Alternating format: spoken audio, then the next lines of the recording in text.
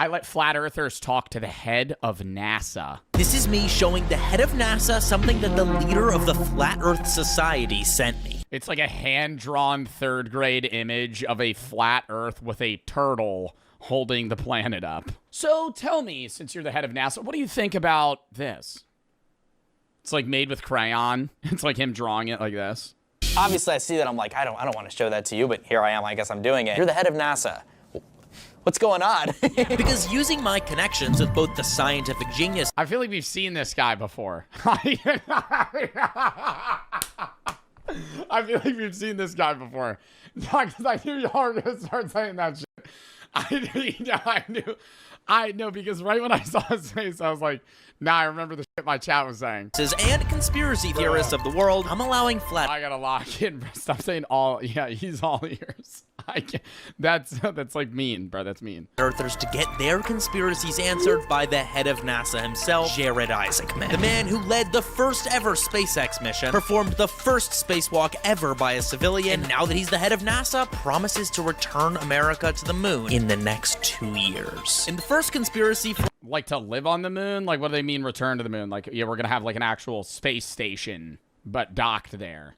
Flat Earthers wanted addressed was the original moon landings. If you look at Apollo 9, 11, and 12. Oh, this guy's just a fucking jackass, dude. I mean, every time you hear about flat earthers, you hear about this dude, and he goes to these conventions, he's like, oh, you could tell these images are just totally like fabricated. Like, none of this is real. Have you ever been in a plane? Like, I'm so shocked that nobody's offered, like, he's been doing this LARP for like 15, I know he's not a LARPer, but it's like, he's been doing this shit for like 15 years, right?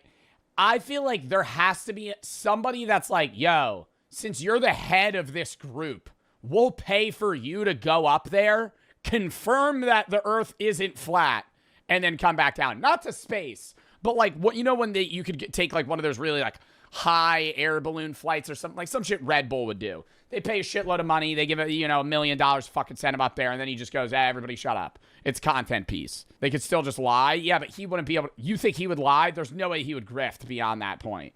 You think they'd send his ass up there with a camera too, so they could film him seeing the round Earth. And then for him to come back down and go, yeah, that shit was flat. That's some Among Us imposter level lies. That would be appalling to see shit like that. He gets up there, sees the Earth is round, goes, oh, damn. Comes back down. Yeah, that shit was fake, bro. I think they knocked me out before and then seamlessly transitioned it like it was a perfect TikTok transition. And they convinced me I was going up in space to see the round Earth. But in reality, I was in a CIA torture chamber room, depleted of my natural senses so they could manipulate my mind into thinking that I saw a round Earth. That's the type of shit they'd say. Jared was prepared to defend them. I thought I'd bring a couple artifacts. Ooh. I'm Jared. Yes. Nice to officially meet you, Jack. Fake moon boot. Fake moon rock. Nice to meet you as well. That is the boot that left the last footprint. Yeah, too bad that shit's fake. You 3D printed that last night. Wow. Moon. Gene Cernan on Apollo 17. And that's the rock he brought back. With Harrison Jack Smith. Oh my goodness, that's crazy. Look, we absolutely did it, but I'm not like the kind of person, like dismissive of the concerns. I get it. We haven't been back in more than a half century. Like, right. I understand. I think this was probably recorded before the. Well, no. This could have been recorded after they went around the moon.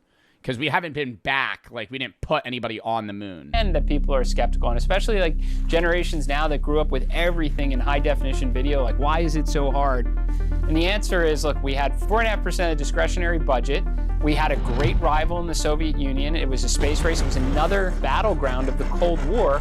I get it, Right now we're a quarter. I mean, that's literally the reason. If the government doesn't have a reason to throw money at NASA and say you got to get this done, then they just won't do it. Because they won't have the funds to. Of the discretionary budget, and we were doing a lot. Like that's what Neil deGrasse Tyson would say is like, if we wanted to go to Mars right now, we could get up there in 2 years. Like it would cost $1 trillion, but we could do it. Like it's not like, oh, the technology isn't there. It's just like they don't have the staff and the funding to do it. I just went to the doctor.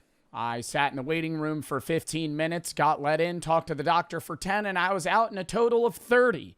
Nothing really special happened. I'm 24 and it was just a regular checkup. But that's the whole point of going to the doctor, is to make sure that things aren't going wrong. And if they are, you catch them early. And that is where ZocDoc, the sponsor of today's video, helps you find the doctors you need. Scheduling a doctor's appointment could be a real pain. You might not have a lot of time on your hands. You might not know what doctor you want to go to, which doctors take your insurance. There's a million problems that prevent people from going to the doctor's appointments they should be going to for their health. And ZocDoc makes all of those problems go away by solving all of them at once, really. All you need to do with ZocDoc is input what type of doctor you want to see, what type of insurance you have, if any, and when you want to go, and it'll give you a list of doctors and appointment times that you can make, usually within 24 to 72 hours. Each doctor also has recent reviews from people that just went, so you can determine whether or not that doctor fits your specific needs over another. ZocDoc's especially great for when you don't know what doctor you need to go to as well. Like if you need to book your first allergist appointment or dermatology appointment or an eye doctor.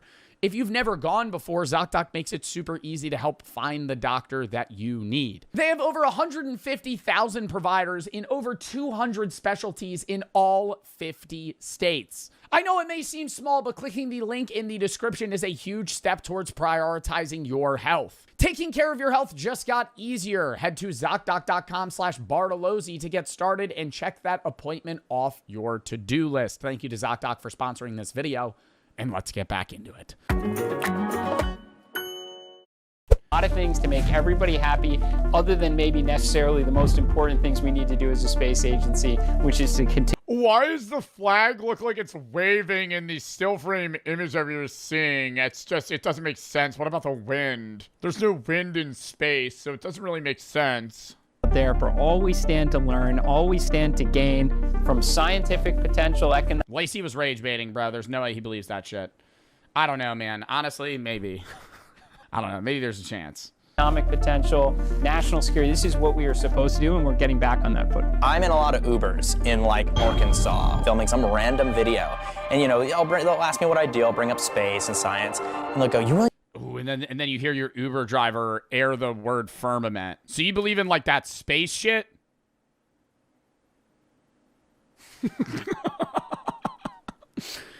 No, but like the atmosphere is so thick, nothing could actually leave it. I know that's going to be an interesting Uber ride, though. It's going to be a great conversation. You think they went to the moon? You know, and it's crazy. There was recently a survey that said 30% of Americans are unsure or don't think that the U.S. landed on the moon. Are you fucking joking? There's 17% of Americans that are unsure. I would venture to say that is somehow worse than saying the moon landing's fake. Like, I would rather you say the moon landing's fake than being like, well, we don't have enough evidence. I can't really call. You know, I'm going to remain, some would say, in the religious sense, agnostic on this specific situation. I'm going to refrain from choosing. What? I would rather you be like, nah, that shit's fake. Be a conspiracy theorist than legitimately go, well, I don't really know. On the moon. That is crazy to me. Right, so, you know, that boot over there was worn by Gene Cernan. Can I pick it up? Please. Oh my gosh. That is terrifying. Okay. The flat earthers wanted to know if the moon landing really was real. You couldn't just put us back on the moon like one time? Like, right. Why did they never go back? So to be very clear, like now. Why would we? It's a fucking rock in space with not that much going on there. There's no war-based reasons to go there, and there's no economic reasons to go there. So why would we spend the money to do it? You know, the craziest shit is, like, I think about this too. It's like a lot of it's just human curiosity too. It's like, but that's not enough to, as a society, go, let's fund this. NASA knows how to do this, right? I mean, we did it in the 1960s. We knew absolutely nothing about human space exploration, right? And from the time that Alan Shepard went up for his suborbital, spent minutes in space to Neil and Buzz walking on the moon, you're talking about 8 years. We can do the near impossible at NASA. What's happened though, absent competition, is you kind of get comfortable and you try and make everybody happy, and you have a lot of stakeholders. A lot of people love NASA, but they don't really necessarily agree on what is the right direction that we should always be going on. And as a result, we spread ourselves thin and we started to move very slowly, trying to appease everyone. And the end result is you actually don't make anyone happy when you. Yo, real quick, what is the name of that guy that he flashed that is a flat earther? That dude has a YouTube account. I just want to doom scroll real quick and see what he's doing. Does anybody know the name of that flat earther? Andrew. All right, thanks. Mia Khalifa. All right. Flat Earth Dave, there it is. Go to chatter. Go to chatter. I know that's right, too. Oh, he has a podcast. What if Earth isn't what you've been told? Flat Earth Dave explains. The three-body problem and the heliocentric hypothesis. Flat Earth. Patriots across the pond and friends. She forced me to look, and I went in trying to debunk it. And here I am, 12 years later, Flat Earth Dave talking to you. Wow. Yeah, man, I realize we're not going to have near enough time to cover all those topics. So we're gonna jump in. Bro, this is like a level of psychosis now. If you've genuinely made your a big portion of your life about being a flat earther for 12 years. If you haven't actually done if you've been trying to prove that the earth is flat for 12 years, you would have at some point come across something that definitively proves the earth is round. Outside of you just looking into the heliocentric theory, or even knowing that there are people that were able to, mathematically guess the circumference of the Earth within a fairly close margin, 4,000 years ago, right? In 12 years, you haven't, yes, you could find things that are suspicious about the moon landing. You could find things that are suspicious about the government. But at some point, you would have come across something that definitively proved the Earth is round, that is undeniable. And you just go, nah. NASA's putting out pictures every day. We've been told there's a globe in every classroom, the whole 9 yards. For someone who's never really looked into this topic, what is the flat Earth model in its simplest form that that you might be able to explain to somebody that may be new? Yeah, when you Google flat Earth, Google's going to feed you. Oh, that's not what I wanted to show you, but that's funny poster. If you Google flat Earth, this is what you get. This is what they want you to believe. This is two false paradigms of where a disk floating in space, in a heliocentric model. That's what they want you to think. They want you to think that, and then the argument is, are we the only flat planet? The only pizza planet, and you'll dismiss it. And most people do, because flat Earth sounds absolutely ridiculous. Because you're taught a fake heliocentric model. No, because it's ridiculous. The reason it sounds ridiculous is not because of something; it's because it's ridiculous. That is word for word. Cut off this. We don't need to watch anymore. I'm gonna see what else he says, but it's no, it's not. It sounds ridiculous because, they want you to think it. No, it is. Before you can have the ability to think, and then you're taught a fake flat Earth model, and you just can't even make sense. All right, so give me the real flat Earth model here. Sense of it, but once you understand that we're essentially the floor of creation, right? Are we gonna get into the water finds its center shit because they have to disprove gravity? Because if you're a flat earther, you have to, if you think the moon, it's not, you could think the moon landing's fake and not be a flat earther, but, there are people that, if you're a flat earther, you also think the moon landing's fake. You think all of the space pictures are fake. You have to think that gravity's not real, at least in the way that it's described, right? You have to tweak it in some way to fit whatever narrative you believe. Neil deGrasse Tyson, and it's Neil deGrasse Tyson and other famous propped up cosmologists will say to think that Neil deGrasse Tyson and all these other scientists that are apparently astronomers, but in reality funded by Tel Aviv. Realistically, they're just just spewing conspiracy theories out over and over again. When you actually look into it, you'll clearly realize the Earth is flat. We're at the center is arrogant, is very arrogant. That's the word they use. And that's absolutely not true. We are the center of creation. We didn't evolve. Okay, bro, what is the model then? Show me a picture. So the flat Earth model, the simplest way to look at it is if this is a top-down view of the world, The North Pole is at the center of our world pond, right? Can you bring me 5 gallons of water without a container? No. Right? Water needs to be contained. Well, all of these lands, all of these. That was the worst fucking point I've ever heard in my entire life. He just said water needs to be contained, so there's like a wall that's holding the water from spilling out. What a fucking cornball. I mean, brother, the reason you need to bring 5 gallons of water without a container, because if you don't have a container, guess where the water goes? To the center of the earth. Guess where the water goes? Gravity pulls it, just like it's pulling your ass right now to the fucking center of the earth. Where do you think you're going when you're falling? Like, what is that? Where are we going? Like, just the ground? Like the ground? Oh no, we're like a container too. These islands, all of these continents are higher than the water. Okay, so you have a shoreline. This is the shoreline of our world pond. This is Antarctica. This is Antarctica. And Antarctica is over double the height of the second highest continent in the world. Okay, double the height of the second highest continent in the world. Another thing that's with this model is like, even if you go like historically, where like people have traveled around certain areas and ended up in other places, would this model immediately just be disproven or no? Like if you were to look at the ship route that explorers took, would this not literally, like they'd be in the middle of nowhere. They wouldn't be like, but they knew, like those guys knew the earth was round then because they were going, no, why do we have to go that way? We could just go all the way around the earth the other way, right? Like we could go in a different path. Like it just doesn't, oh my God, I just don't. So is that Africa?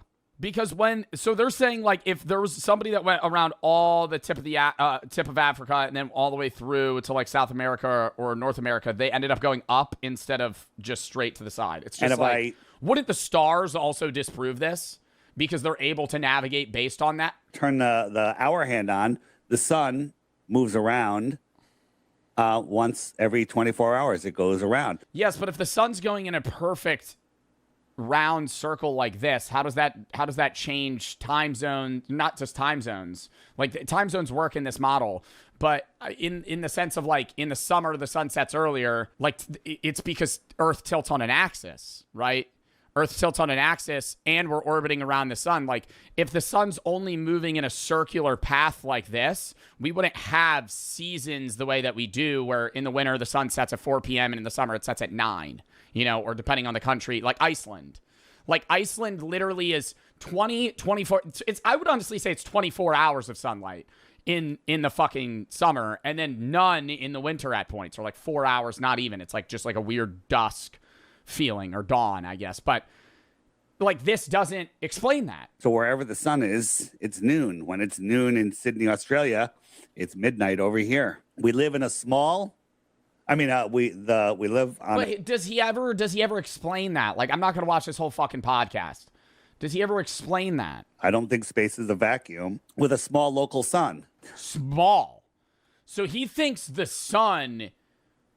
He thinks the sun is tiny, like smaller than Earth. They think they know everything, but they literally have no science to back it up. They say the sun is 93 million miles away. They have no way to back that up.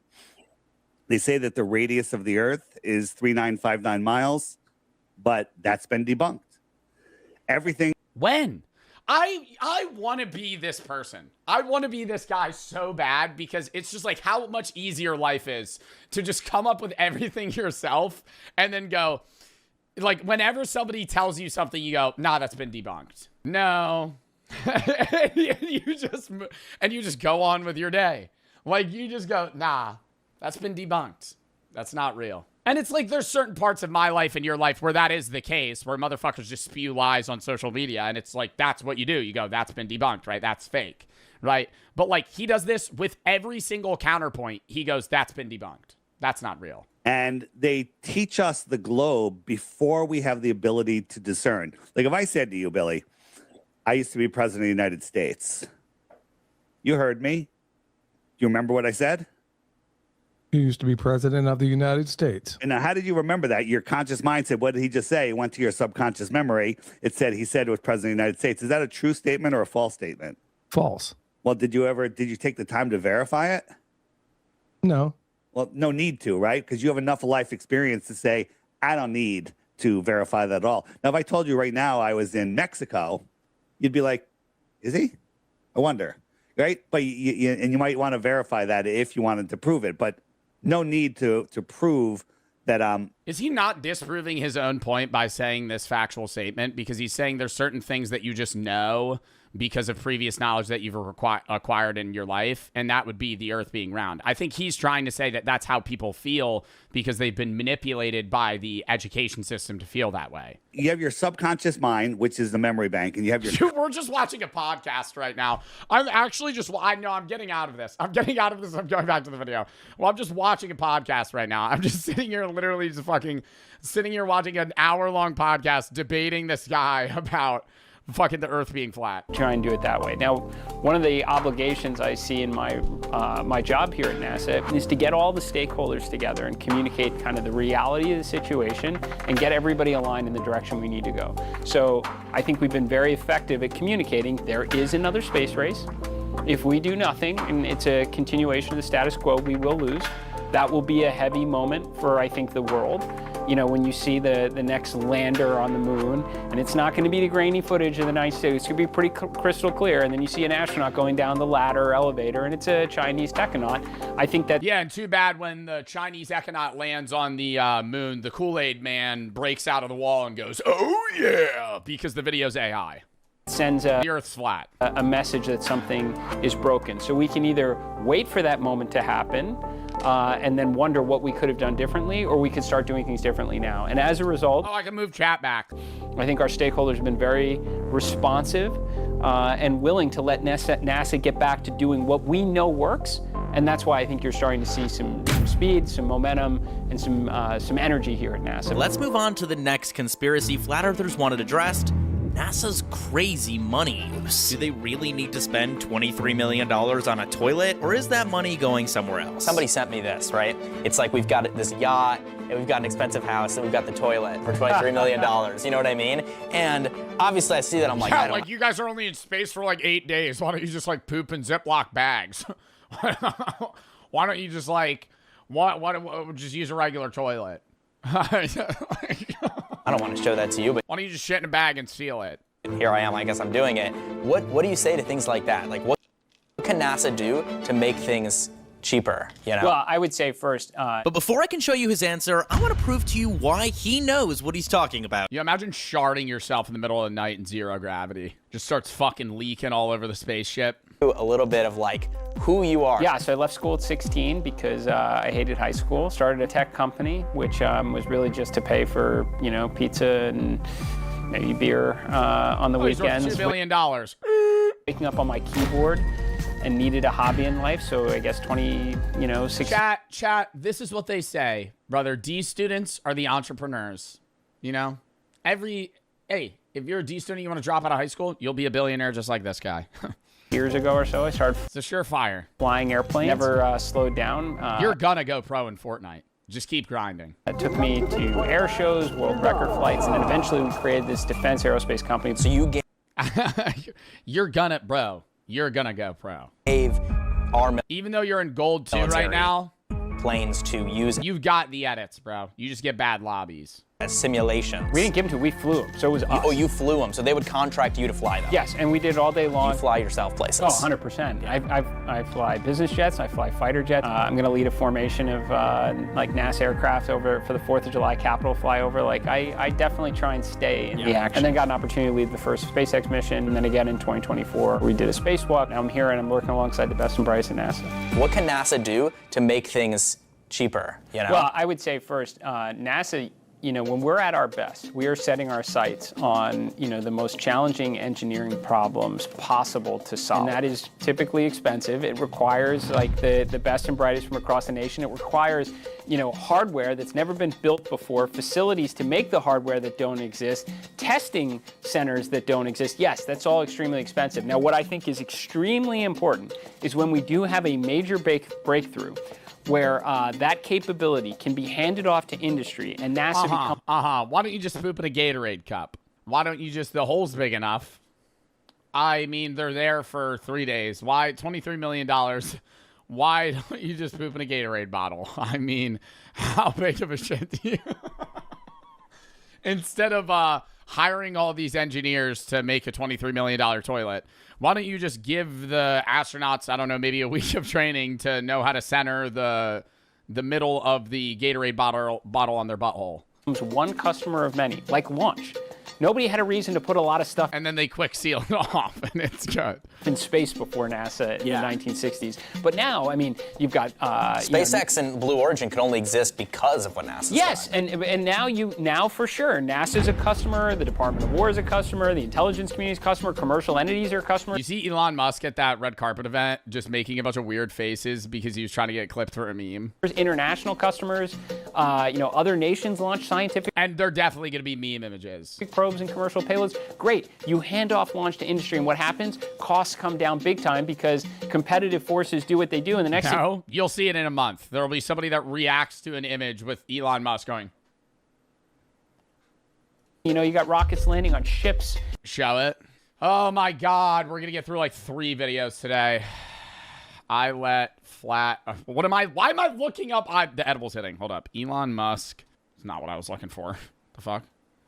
Oh my God, it's that old of a video. Oh my God, wait, what? I thought this was recent. This was 4 years ago. What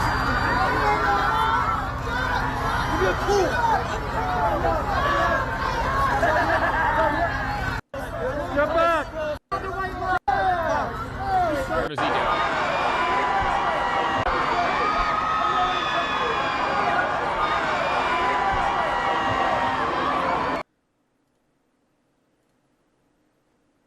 And that are being used over and over again, are now being caught by towers. So that's what you're supposed to do. And then NASA's supposed to, again, recalibrate to do what industry can, which is why we're building nuclear-powered spaceships. As talented and as capable as SpaceX and Blue Origin are and others in industry, I don't think... I hate people that scream like that. What, like, ah! You hear that shit on a roller coaster. I'm always sitting there, roller coaster, I'm going, oh, fuck. And I'm having a blast. I'm never screaming, though. Do you guys scream on roller coasters? I'll be like, oh, shit. And then we go down the roller coaster. Like, I'll hear somebody behind me, ah!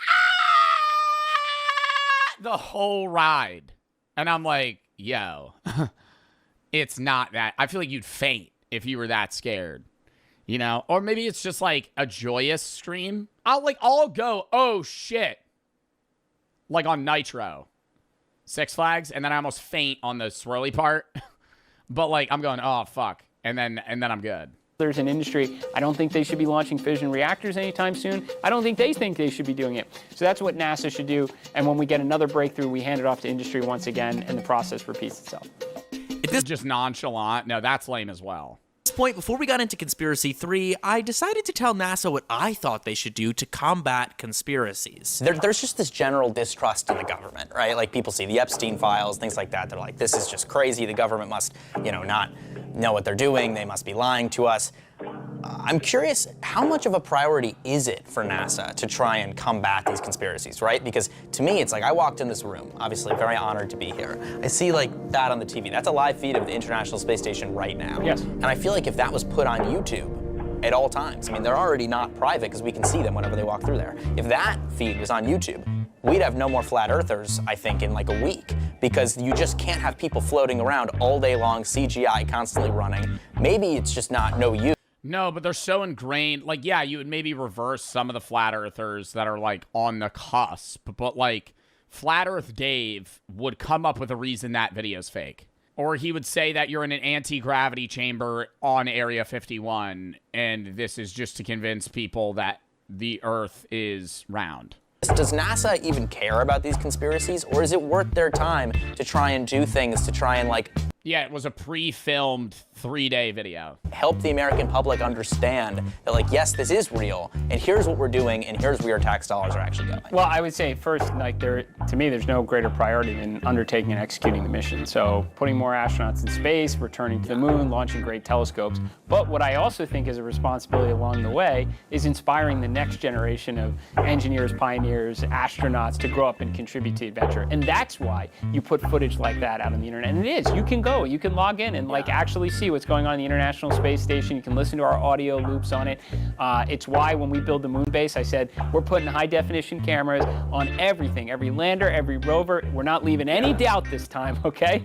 We are going to bring the world along for the ride. We're creating a moon base website so you can watch us build the moon base in real time. And I think that's less about combating conspiracies and in my mind, more energizing and engaging the public so they grow up and do it better than we can. Right, and I think that is the best answer, right? At the end of the day, the best way to combat conspiracies is it's like, okay, just wait, just watch, because pretty soon there's gonna be a moon base and it will be undeniable. Okay, but conspiracy 3. I've heard you really hate this topic, and so we'll make it brief, but UFOs, UAPs, obviously the Oh, government... I don't hate the topic, by the way. Oh, okay, fair enough. I mean, isn't that like what you would imagine any new NASA administrator, like second day at least on the job, would be like, all right, where's the UFO files? Yeah, where's the so I don't aliens? hate the subject. Fair enough. Well then, let's talk about it for a second. I love the subject. So does the NASA know anything about you? I can't talk about that. I'm so happy to talk about the UFO subject. So like with David Grush talking about how like, oh, I can't talk about that. I can't talk about that. Sorry. Anything else though? Second, I think the government, they just released these UAP, UFO, I can't talk about that. files.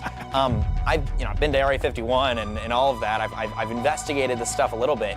When I first heard about UFOs, obviously I've always been a science enthusiast. I love space, all this stuff. I always was like, UFOs, this is total BS. Like this is not. I go to NASA all the time. I make videos there. Like, they're not focused on the UFOs, and the UFOs are very conveniently landing, near the naval, the military bases. You know what I mean, in Las Vegas and stuff. It's like, okay, this it feels like pretty obvious it's not aliens, but a lot of seemingly really credible people are saying that maybe this is actually there's some merit to this. You're the head of NASA. What's going on? Yeah. So first of all, I'd say I can't hate the subject. In fact, I'm incredibly fascinated about it because that is at the heart of what we're trying to do at NASA is answer the question, are we alone, right? We got telescopes that we're launching out there to try and answer that question. Yeah. We got samples on Mars right now. If we bring them back, there is a very high probability that they will point to, at some point, microbial life, at least on Mars. I think there's a very real possibility we're going to arrive at a conclusion in our lifetime that perhaps there's life everywhere out there and that it isn't as infrequent as we might think it to possibly be. Now, all that said, I feel like he has to tiptoe around these questions, not because he's hiding anything, but because he knows that whatever he says as the head of NASA will just be twisted in every way possible.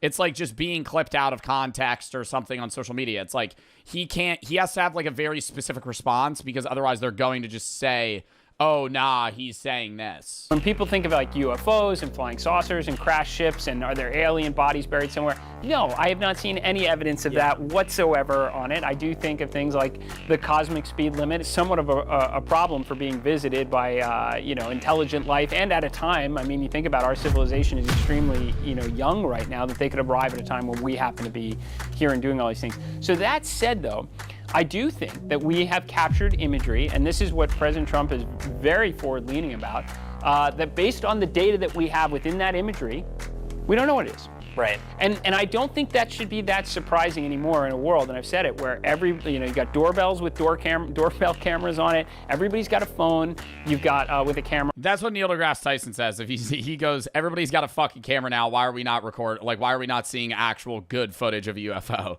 Like, we're at a point now where everybody can just casually record in 4K footage on their phone, and people talk about UFO sightings, but every video you ever see about a UFO is in 120p. 120p, or it's just SpaceX fucking satellites in a strip, and people think they're UFOs. On it, you've got all our military aircraft with tons of sensors on it. You got satellites, lots of sensors, and what's going to happen is... Like, I think aliens are real, but I don't know if intelligent alien life has visited Earth.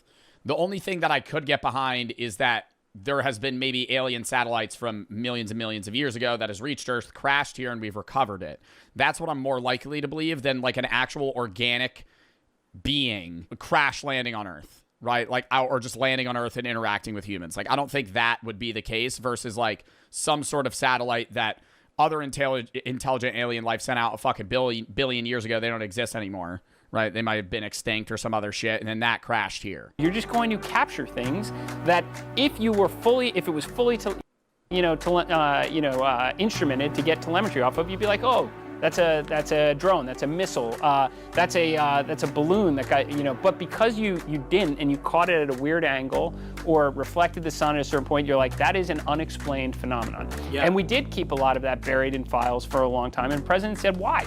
Put it out there. Like, we don't have time to study it. Let other people tell us what it is. And you're seeing that effort, and you're going to continue to see it. I think there's going to be some really wild things. And I'll tell you, I'm open-minded to it. If it's, is it maybe a Sputnik moment and one of our adversaries pioneered a new capability in a world of AI and additive manufacturing? Is it possible you could have breakthroughs like that? Sure. We had the Sputnik moment for a reason, and NASA did very well, by the way, during that time period. Yeah. So I'm all about it, because you never know. Glaze. Maybe we have a new Sputnik moment, and we've got to pioneer some new advanced technology or propulsion capability or something. Yeah, I think as NASA's doing more launches and doing more missions in space, obviously people are so interested in the UFOs, the UAPs, what it is that they might find in space. I'm curious, would NASA ever consider, now that time and real estate in space, it's still very valuable and very expensive, but it's getting a little more reasonable where, it's like someone could spend some money to have their payload put into space, right? Would NASA ever consider almost like a civilian driven mission? This was something that one skeptic kind of suggested. It was like, if some sort of future Artemis mission could be like, people could submit in a form, what do you want them to do? Because like a Mr. Beast application, like Streamer University. You guys need to send me to the moon. Think about the clips. Think about the clips. Think about how much that'll pop off. People want to see, can NASA do this? Because we really want to see if this is really real. Is that something that NASA would ever consider? Well, I'll tell you, we try and do a lot. Music's so distracting. Yeah, it is very unrelated. A lot of citizen science initiatives and even almost kind of crowdsourcing ideas. We have done that in the past. Stop. Now that you mention it, I can't stop focusing on the music. Oh my God, no, that just pissed me off. I could absolutely see us doing that. I mean, if we're putting astronauts in and out of space with a frequency I would like to see, and you have lots more people living and working in space. Not paying attention to a thing he's saying right now. We should be soliciting ideas from the public on things they find of interest that we can add on as like a bonus objective to a mission. I'm all for that. Bro, the music's great though. Just trumpets. Bro, that was an interesting interview though. Jack Gordon makes good ass videos. Chat, I have to piss real quick, and then we're gonna hop into the next one.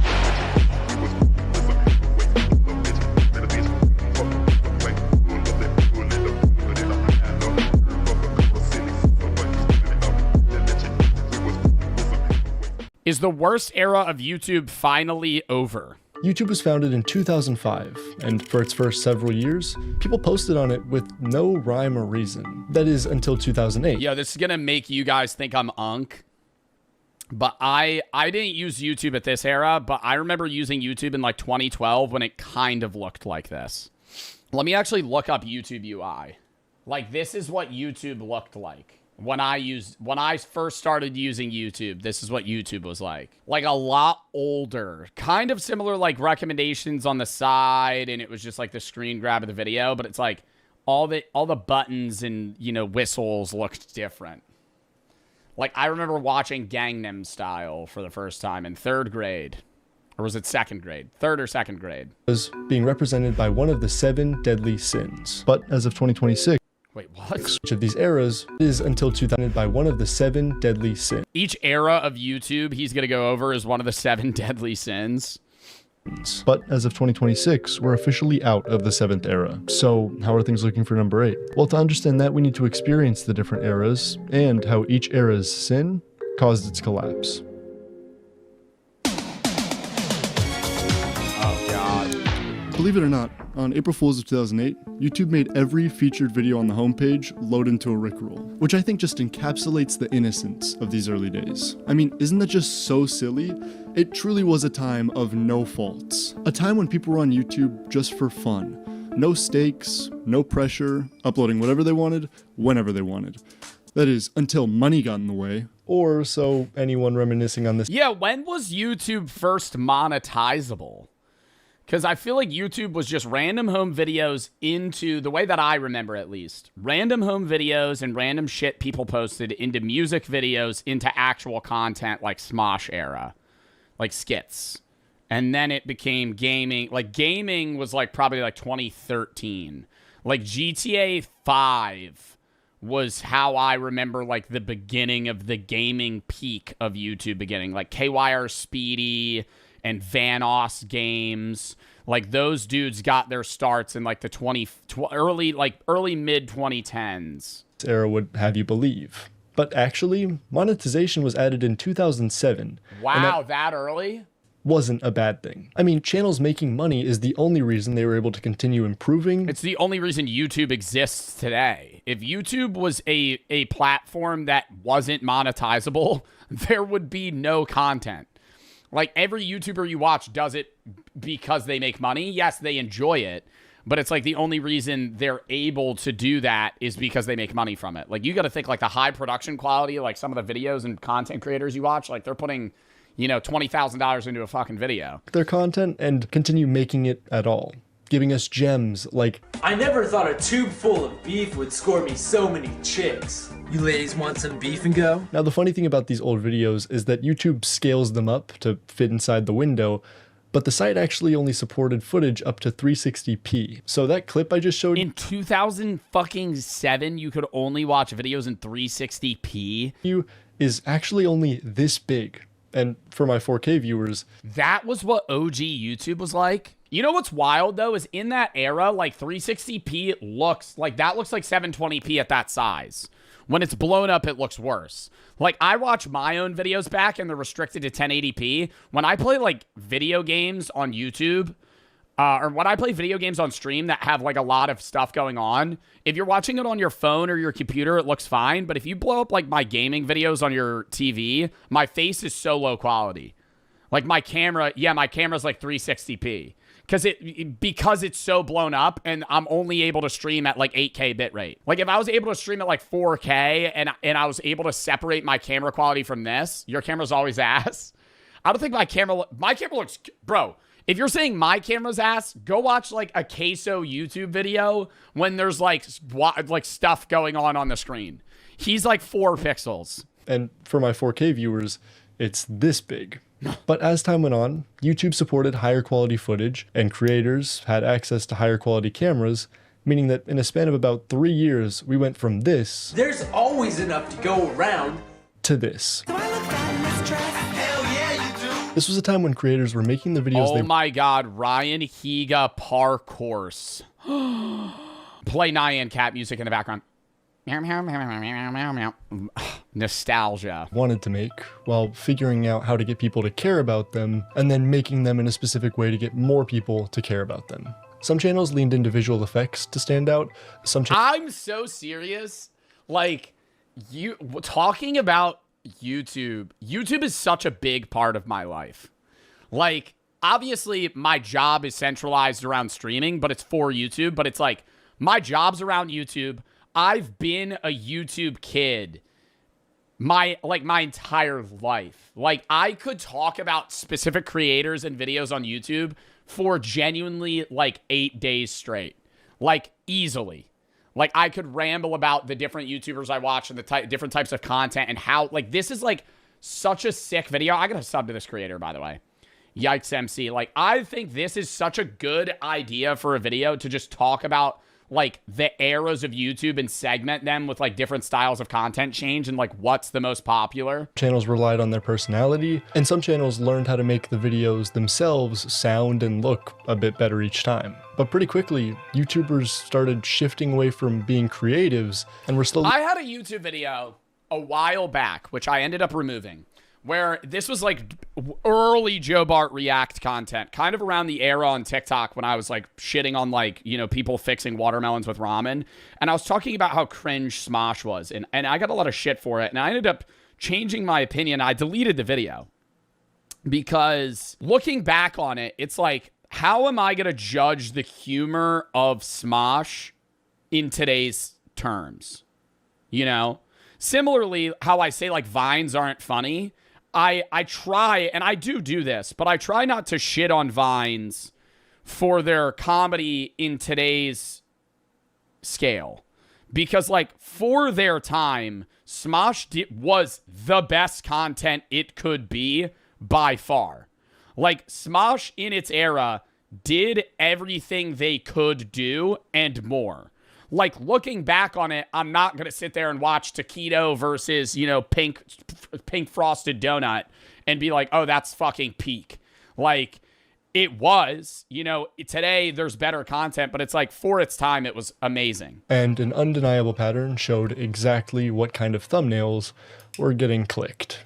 Boobs in a thumbnail, bitch. Put some boobs in a... Oh, no, literally. Oh, my God.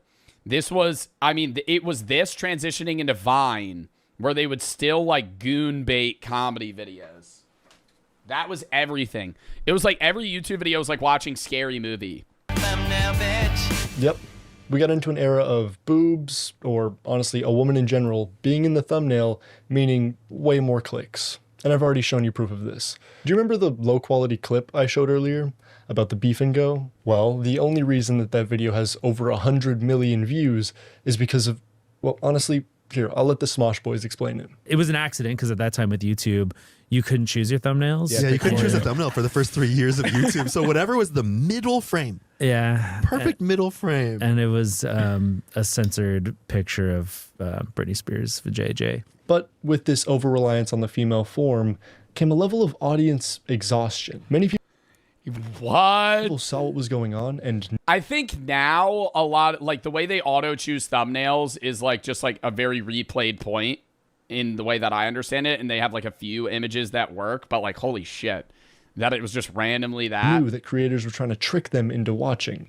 So viewers wanted something different. Something that didn't feel like the YouTuber was trying to do tricks to get your attention, which paved the way for the... Imagine recording a 30-minute video of you playing video games, cutting out the starting and stopping of said recording, uploading it, publishing it, and then raking in millions of views. Okay, no. It was a start and stop, and they added an intro to the beginning. Like Sky Does Minecraft or Bayesian Canadian. It was Hunger Games episode 308, and it was a cool cinematic beginning, and then just him going, "What's up, guys? We're in a Hunger Games lobby today." Minecraft, Five Nights at Freddy's, and Slender Man were all the rage. Oh, he said before that. No, he said Minecraft. And millions of people who didn't have access to these games could experience them vicariously, or as one of my friends wrote on his actual English final in high school, bi-curiously through the videos. For anyone who wasn't around during this era, it was kind of like a streamer playing through a game, but there was no chat, no viewer interaction at all, and no liveness. So it was like a live stream, but without all the stuff that makes it enjoyable. And people loved it. This is when we saw the rise of titans like Markiplier, Jacksepticeye, and DanTDM. And I gotta say, I have so much respect for recorded gaming content. I think that it is hard to be could I do it? I think I could now. But to not have any streaming experience and literally just raw record yourself play a game and make it entertaining is very hard. Like having chat it's a crutch. It is. No, it's not. Okay, Zach Bridges, go do it then, you fucking idiot. Making entertaining content having chat as a crutch is awesome. Like, they didn't have that, I guess, luxury at that time. But just because people like me enjoyed it, doesn't mean the content was good.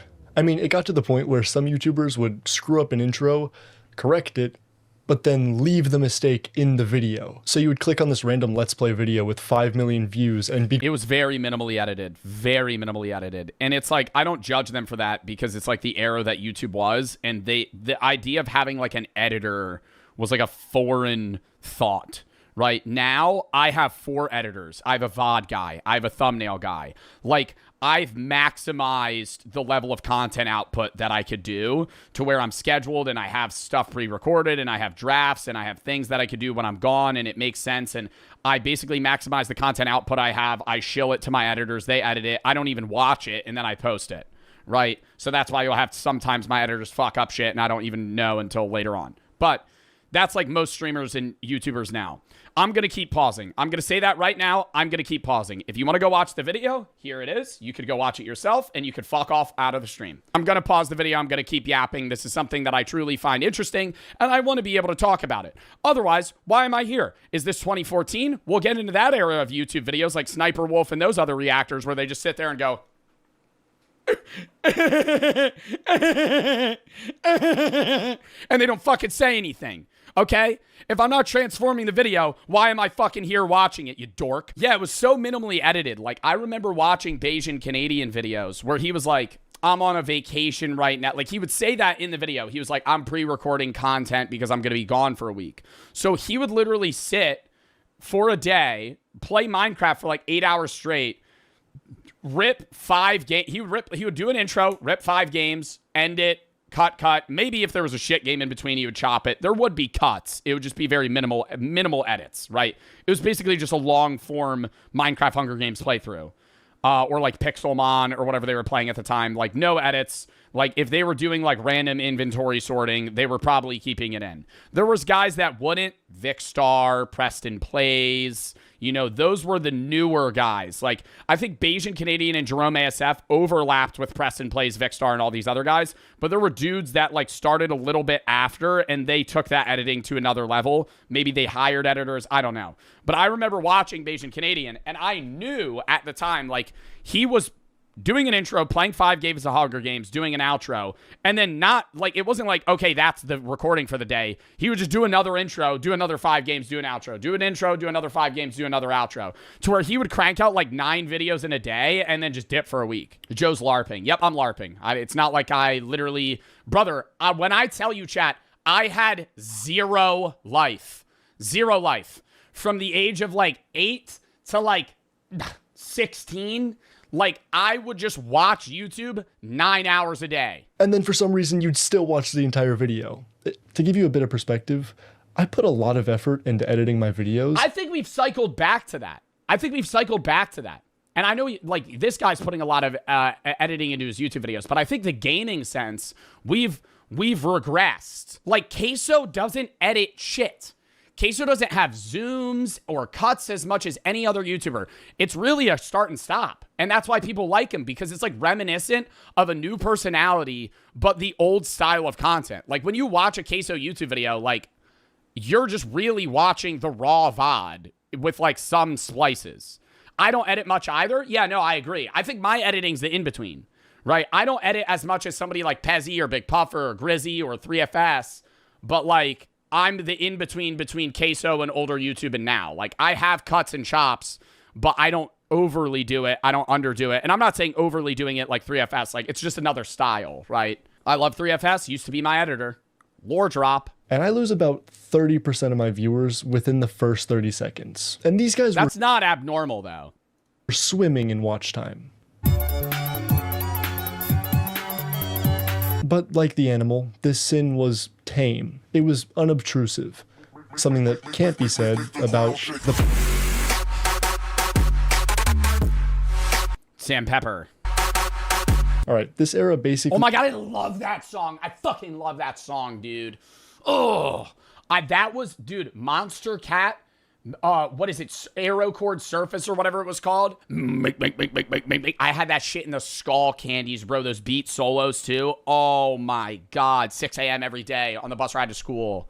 Locked in listening to that shit. It ruined the public perception of YouTubers for years to come. And a big reason for that was because the pranks weren't played on the viewers like you may expect. They were played on other people. Real people. Because the viewers are sadists that want to see... Bro, the prank YouTuber, who was the guy that he used to just like rip his shirt off? Like he would go to colleges and he would be like shirt rip off prank. And it would just be him like talking to a woman and a guy would run by and rip his shirt off. He would just have a 6-pack. And he'd be like, oh, that's awkward. And then he would keep talking. No, not Roman Atwood. Connor Murphy. Or it'd be like, it wouldn't even be pranks. It would be like Connor Murphy making out with women in public. And he would just like convince random women to like just make out with him on the side of the road. And like people would watch that. Introducing the heavy hitters, explaining what type of pranks they were known for, and give examples of their most well-known videos. I love this guy. Bro, sub to this YouTuber. Yikes MC. Holy shit. Love this video. Starting with Roman Atwood. Now this guy did some vicious things. He specialized in traumatizing his family, and I know that may sound bad, but it was hilarious. I mean, how about the time he made his girlfriend think that he killed their young son? Or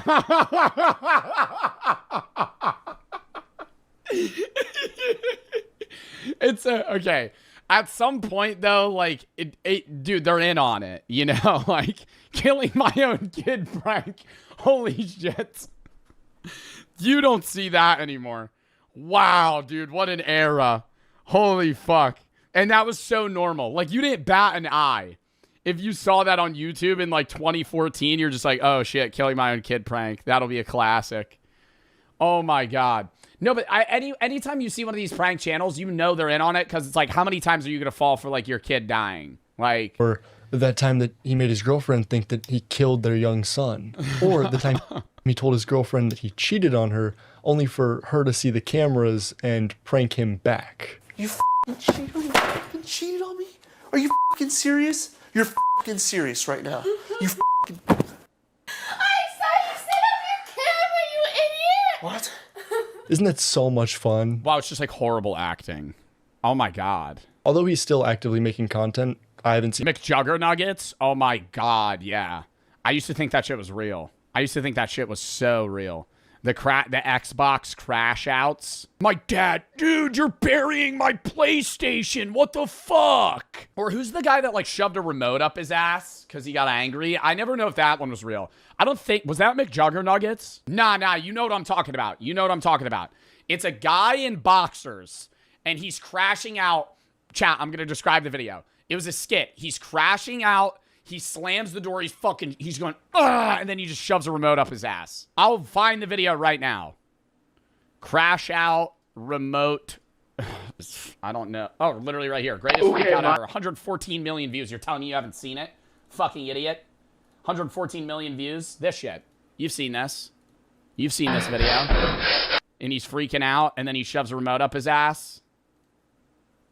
I'm not going to show it. Public nuisance pranksters, which basically just meant he would terrorize unsuspecting people with a hidden cameraman way out over. Vitaly still does these pranks.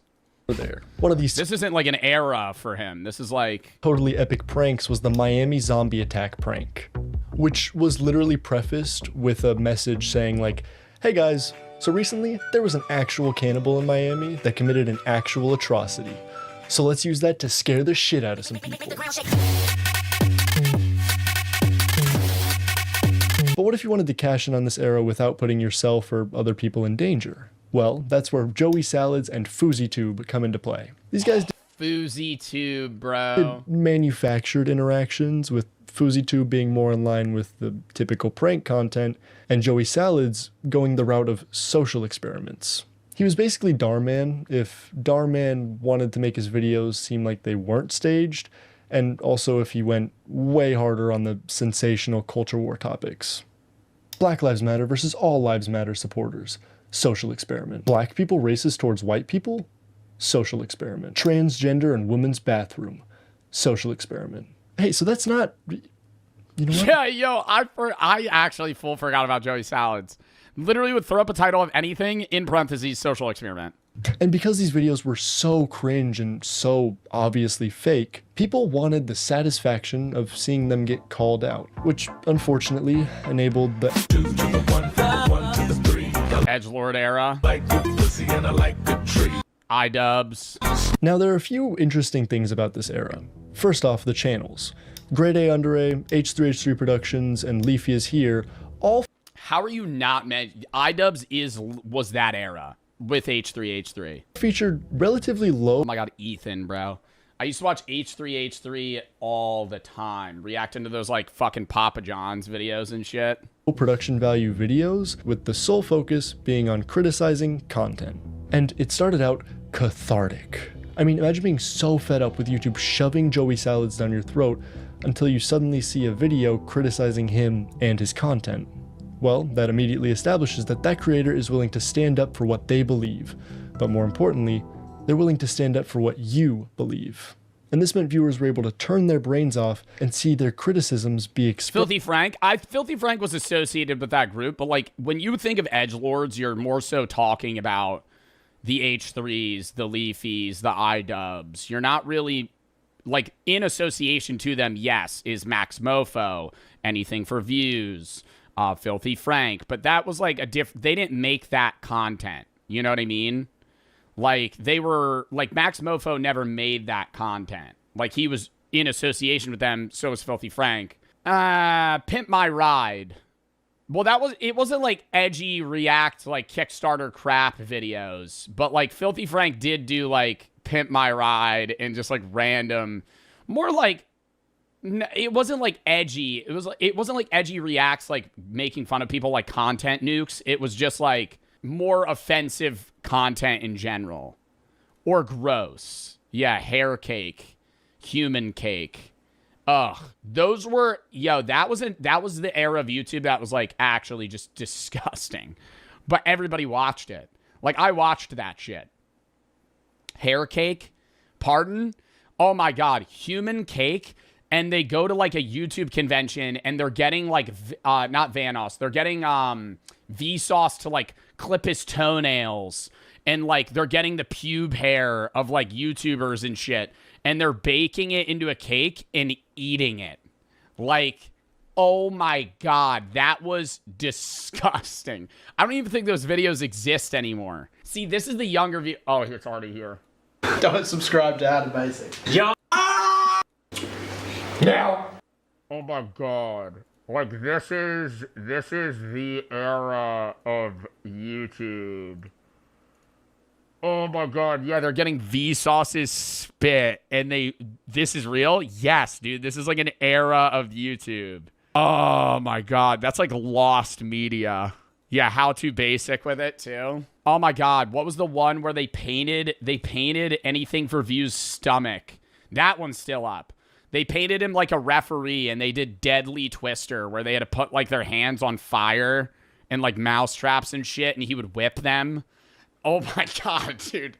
It sounds like I'm describing something that actually isn't real, but, like, that was, like, a category of content. Bro, I remember that. I remember Deadly Twister 2 came out, and I remember going, hell yeah.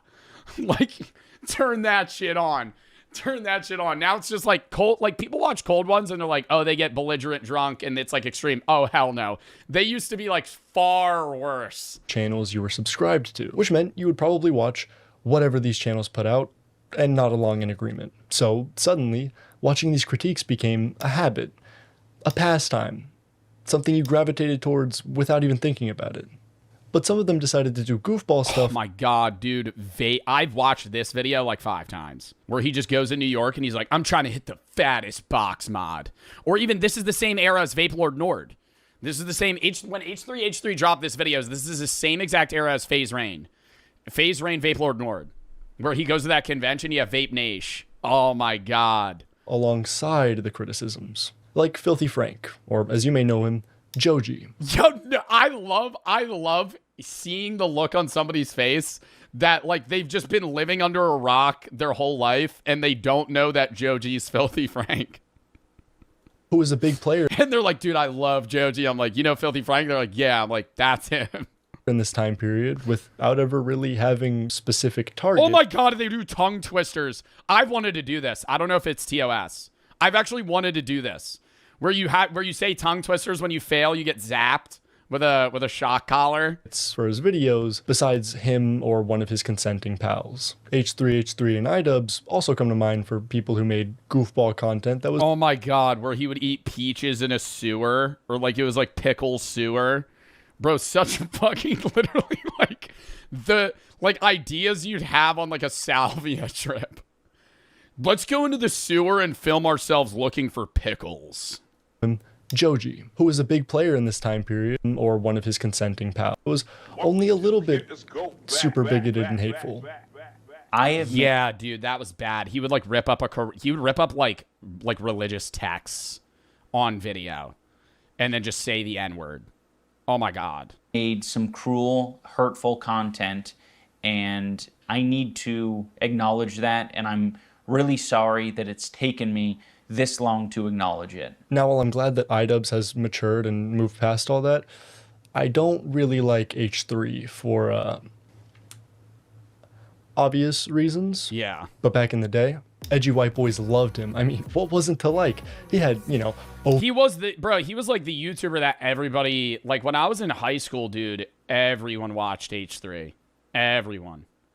Like anybody that I knew was like, yeah, I fuck with his content. Even when he started his podcast, I like all of that. He used to be beloved. I mean, dude, I used to wear, like, my profile picture I'm wearing a Teddy Fresh beanie. Like, especially enjoyed the hate. Not necessarily because they're hateful people, but because they felt like the world hated them. So hating someone else, like years ago, made them feel a little bit better about their struggles. And the creators took note, moving away from criticizing content and instead bullying the people making it, which in some cases were children. But why would anyone enjoy watching a child get bullied? I hear you ask. Well, because most of the time, these children were successful. They had done something online or established themselves in the Pokemon Go kid some way where they were now getting tons of attention, and the edgelord viewers weren't. This is known as tall poppy syndrome, where people despise those who achieve success, especially if it seems unearned. But all this hateful content and bro, this is like I think this is one of the best YouTube videos I've ever seen. Like I'm genuinely glazing yikes right now. I just feel this is like such a cool video to like go through the history of content. Outright bigotry being this popular meant that any company advertising on YouTube ran the risk of having their ads play in front of one of these videos. Yeah, this was the YouTube adpocalypse, right? Like 2016. Tying their brand to some dangerous messaging. And this led to a disastrous time. A time even history books hesitate to mention. This led to adpocalypse. YouTube tightened restrictions on monetization, and suddenly videos that were deemed controversial weren't. I always wonder, because I'm in the YouTube space post-adpocalypse, like well post-adpocalypse. I didn't start YouTube and make money on YouTube till like 2022. I wonder the CPM, which is how much money you're getting paid per 1,000 views, was pre-adpocalypse. It's like people talk about it like it was like the golden era. like a gold mine. Like how much money was like Bayesian Canadian making in 2014, getting 1 million views per Minecraft video that he was posting every day. Making any money. And so a new wave of rosy-cheeked rule RPMs, how much you get paid? That's, yeah, my bad. CPM, RPM. Followers led the way to the Casey Neistat. In the background of all this YouTube drama, Vine, the popular social media platform featuring 6-second videos, completely collapsed. And all these Vine stars and viewers suddenly had nowhere left to turn. I'm joking. They obviously turned to YouTube. Now, initially, they're cringy. But like, who went from Vine to YouTube successfully? The Paul brothers, Cody Ko, Daz, David Dobrik, Brent Rivera, King Batch. Oh, Drew Gooden, and then Gonzalez, David Gonzalez. Or Danny Gonzalez, my bad. There was a lot of people. Sam and Colby were Viners. Lele Pons. I don't think Lele Pons transitioned well. Quen Blackwell. Oh, and the twins. The twins. Somebody said it, but it's gone. I can't see it. I forget their name. The Dobin twins, the something twins, Dolan twins. Perfect fuel for the edgelord commentary channels I just talked about. But eventually the viewers made their choice, and the numbers proved it. YouTube's next big era was here, and it was time to be advertiser friendly. Except that one time. Big players in this era included David Dobrik. When was the Suicide Forest video? Jake Paul, and obviously, I've made a severe and continuous lapse in my judgment. During this era, what made a vlog completely changed. We went from Jenna Marbles in her room talking to a webcam to 10 minutes of straight action, adventure, and manufactured conflict, where vloggers like Casey... What I feel like we're skipping over the phase era. That's the one thing I want to say is like we kind of jumped from like this. The edgelord era also had all of the gamers like FaZe Adapt, FaZe Rain, FaZe Banks, you know, any of those, Apex, like all of them. Sidemen, well, the Sidemen are still popular now. I don't think the Sidemen had an era. I think the Sidemen just have been existing. Like, they're big as shit now. They were big as shit then. Machinima, too. Yeah, it's like almost too many eras to talk about. I think it's just like culturally how it's changed is what's the biggest thing that he's kind of touching on. I'm curious if he gets to, like, the end of the vlog era would be, like, the full send guys. Like, I remember watching Steve will do it in, like, 2019, and he would literally... I've said this before. I watched Steve will do it in 2019 back when he was at the Clout House, which, like, used to be it was the FaZe house, then it was the Clout House, then it was, like, the TikTok house. It was, like, the one house in LA that everybody had. And I remember him... I was watching him for years, or like a year at this point. And he did a video where he was eating a bunch of Stony Patch Kids. And I think it was in that video. He's like, yeah, it's my 21st birthday. And I was like, haha, funny joke. And then I look it up and he was actually turning 21. And I was like, wait, he's been like underage drinking on YouTube for like 2 years. Like Steve will do it got big as a minor drinking and smoking and doing drugs. Like... that was when he blew up. Like, I didn't know that. And then there was that, I think, like, that. Does anybody remember the challenge that the FaZe guy, it was like full send, FaZe, Bradley Martin, and Bradley Martin did the challenge. And it was how many cigarettes you could smoke in like an hour. And the winner got like 50 grand or some shit. And I think they smoked like 30 cigarettes in like an hour.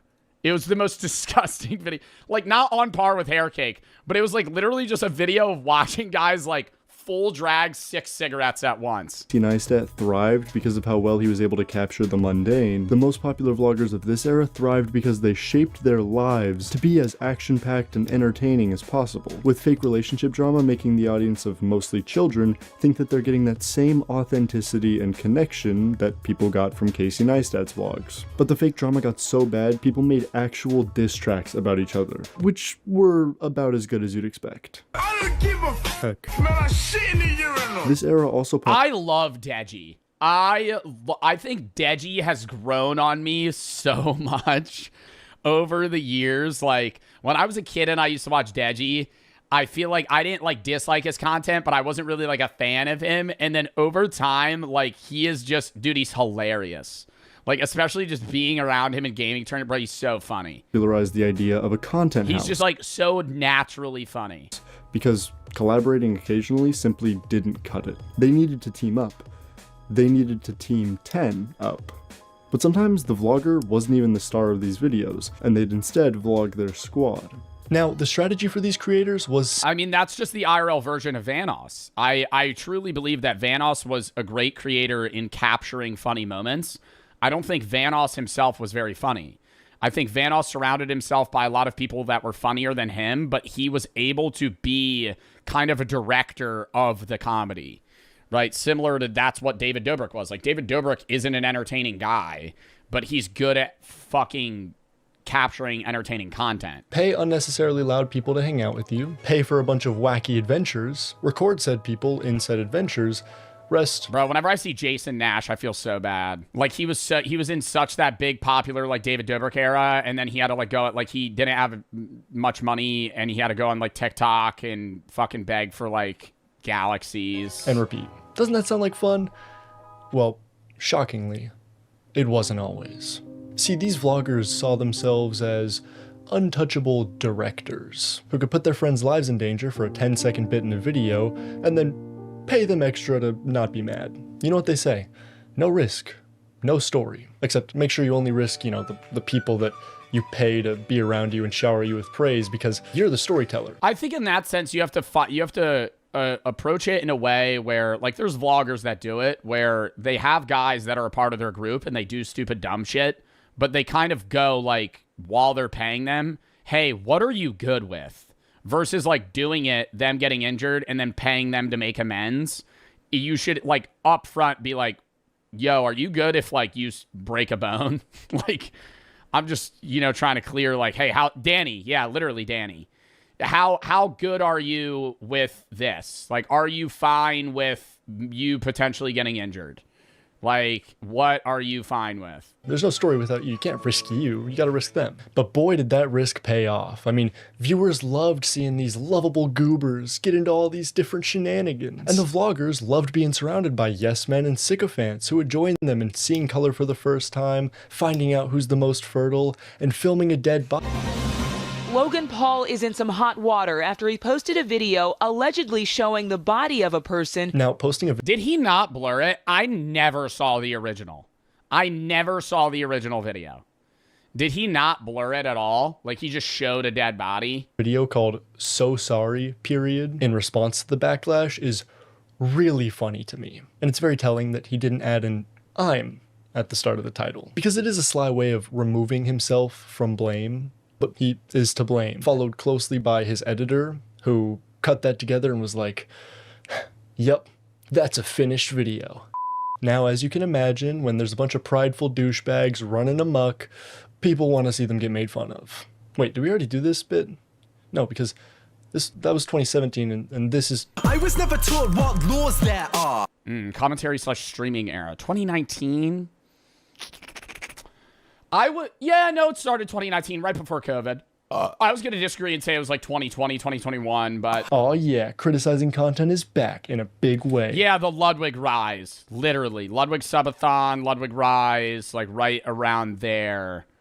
Like Ninja was peaking in this time. Except instead of... Signed the Mixer deal. G White Boys, we got Cozy White Boys. So... yeah. Danny Gonzalez, Curtis Connor, and Drew Gooden pioneered a new version of content criticism commentary. Instead of blatantly attacking people, they were goofy about it, criticizing the broader culture that enabled these trends as opposed to the individual. I think it was the transition from attacking the content or attacking the person to attacking the content. You're not making fun of a person, and like they used to be a lot meaner in like the 2016 era. Like, you would make fun of them rather than what they do. Partaking in them, which was a much more healthy approach. Around this same time, a little-known website called Twitch.tv saw meteoric strides in online spaces. Tons of people began streaming on Twitch while playing video games, doing challenges, or watching other people's content, which could be considered a bit concerning, but sure. Yikes, I won't watch your videos, brother, if you don't want me to, promise. It's not going to bite Twitch. I promise. In the ass. Speaking of Twitch and ass, getting discovered on Twitch sucked ass. And a lot of streamers quickly understood that if you want to grow on Twitch, you need to make YouTube videos. And with this... But yeah, it was... I think that still is in play today. I think that if you want to have a YouTube audience, you kind of have to grow... Or if you want to have a Twitch audience, you kind of have to grow on YouTube first. And you could stream the content, post it on YouTube. That YouTube audience that grows will now cycle back to your Twitch. But you're never going to be... The Twitch recommendation system, live streaming for that matter, is so bad that there's no real way they're able to push new channels without you having content elsewhere. And that's always been the problem. It's a problem now just because of the level of competitiveness, but it used to be a problem, you know, way back in like 2018, 2017, 2016, just because there was no one on Twitch. Like, the only way you watched a Twitch streamer was if they were like, hey, I'm a YouTuber, I know you like my content, I also stream on Wednesdays at 6. And you're like, oh, I'll go check that out. Like, now people just have Twitch the app, so they're more likely to go see shit. Highlights meta was born. Boy! But before... Dude. I thought about that the other day. I watched Ludwig before I even ever streamed. And then, like, now I just stream with him sometimes. And it feels weird. Like, I don't recognize it. Like, at all. Like, I was a fan of Ludwig first. Get into that, let's check back on the commentary channels. You're numb to it? Yeah, no, I've gotten used to it. There was an era where, like, I couldn't watch streamers that I stream with because it felt weird. But, like, I stream with Squeaks and Lud. I watch their content all the time. How old is Lud? He's like 30. I am Drew. I am Danny. And we are the same person. Because of the playful nature, constant collaborations, and actually thought out comedic timing, these commentary videos were easy to watch, sure, but especially easy to binge. And if you ever ran out of one creator's videos, the others were making basically the exact same kind of content. And that endless supply was wonderful because you could have them on in the background, but you could also sit and actively watch several in a row, which was quite convenient because when COVID happened, there wasn't much else to do. I mean, sure, these channels had a bit... I think that's what blew up streaming. I really wonder what streaming and what YouTube would look like if COVID never happened. I think there would be a lot of the same trends, but I think it fast-tracked a lot of content in a way that we kind of warped through eras faster than we used to. Like, these eras of YouTube used to be like 2, 3, 4 years long. Now it'll be like 6 months of a trend and then something else pops up and you move on. It's like, yeah, you could attribute that to like brain rot, short form content, like shorts, reels, TikTok. But I think a lot of that blew up too just from COVID because there was nothing else to do, dude. Like, that's when I started streaming. And like, I wasn't making money then, but it's like, I think I was able to build an audience originally just because, like, not even 2020, more like 2021, there was nothing to do. It felt like hanging out with a pal, which is all anyone really wanted, which also helps to explain why streaming got so big. I was actually talking to my friend the other day about fandom and how it gets built. And while I'll talk more about that conversation later, we both agreed that the last time there was a truly engaged fandom was during this era, being the Dream SMP. Now, if you're anything like me, then you hear the Dream SMP and immediately imagine a bunch of cornballs and goobers. Oh, and Technoblade. But this was truly an epidemic online. Rep Technoblade, bro. Where entire sub-communities existed within the communities of the different Minecraft. Yeah, it was like a different era of dedicated fan base, bro. Like, diehards. Like, I think that still exists within audiences now, but it was like, I don't know, it was more parasocial. Like, the level of, like, involvement these people had, where it was like all day, every day, you were just in the Wilbur suit, Tommy in it era, you know? YouTubers within this group. People would watch for hours and hours, talk about what they watched for hours, and then go back to watching for hours. I mean, when there's that many creators that are both streaming and making videos on the same thing, it's almost impossible to run out of content to watch. Hey, doesn't that kind of sound like... I feel like that was... It's basically just a modern day, like, 2016 Minecraft era. Like, I used to watch the Pixelmon YouTube videos that they had. It was Pokemon in Minecraft, if you don't know what Pixelmon is. I used to watch all of their POVs. I used to watch Vicstar's POV in a Pixelmon server, XRPM X13, Bayesian Canadian, and Preston Plays. On the same server. And I would watch some of their videos, and then I would go to the other, and I would watch bounce around some more than others. But it was like, I would literally just watch one video and then be like, okay, what is this person doing? It got to a point where it had no point. Viewers were watching to watch, consuming to consume, because consuming meant being a part of something. But then the world opened back up, and suddenly people realized that their time was much more valuable. If viewers were going to watch a video, it had to earn their time, which honestly sounds great, until you remember that humans are stupid and easily manipulated. Oh my god. Oh my god. The beastification era. This is the worst era.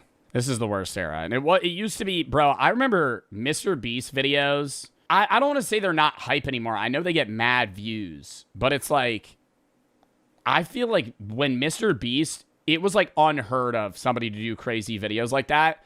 And then everyone just started doing the same shit, like unspeakable. And it just lost value like instantly. Like, okay, put your hand on a Lamborghini, last one to take it off wins. Like, it's not... It was hype. I remember when they were at the Clout House, Mr. Beast did a video with YouTubers, and it was like, last to leave the circle wins like 100K. And they had to, like, poop in, like, buckets and shit. That was, like, that was the peak. of that. All right, look, I don't really need to explain this one. Basically, there was this guy. I'm Mr. Beast, and I'm gonna spend the next 50 hours buried alive in this coffin. And he also... And then Didn't he have 500 million subs? suddenly Minecraft videos were... I learned, like, while I was talking to Jack, dude, the majority of Mr. Beast viewers are foreign, I'm pretty sure. Like, I can't say that with full confidence, but I'm pretty sure the majority of Mr. Beast viewers are like, they watch dub. Like, I'm not even saying foreign, like, non-American. I'm saying foreign, like, not English-speaking. Their main language is somewhere else, like India or the Philippines or somewhere, not the Philippines, like Indonesia. Like, he has a lot of viewers that watch the dub of his videos. 2,000 hours to get this sword in Minecraft. And as such, YouTube videos had two different forms. They were either, please just watch this video all the way through. I'm begging you, please. Or, you will watch this. You will not remember any of what you just watched, but you will watch the whole thing and press the like button anyways. Creators stopped creating and started manufacturing. Mr. Beast's team didn't give a shit about the story. They just cared about keeping you watching. Then, when Mr. Beast rises to the top, other creators see his numbers and decide to copy him. And in the economy of YouTube, attention is the Topper Guild, bro. currency. So viewers were essentially getting robbed without even realizing it. But Jimmy Beast, the philanthropist he is, wanted to give back. He hosted constant competitions for people to win money, his fans included.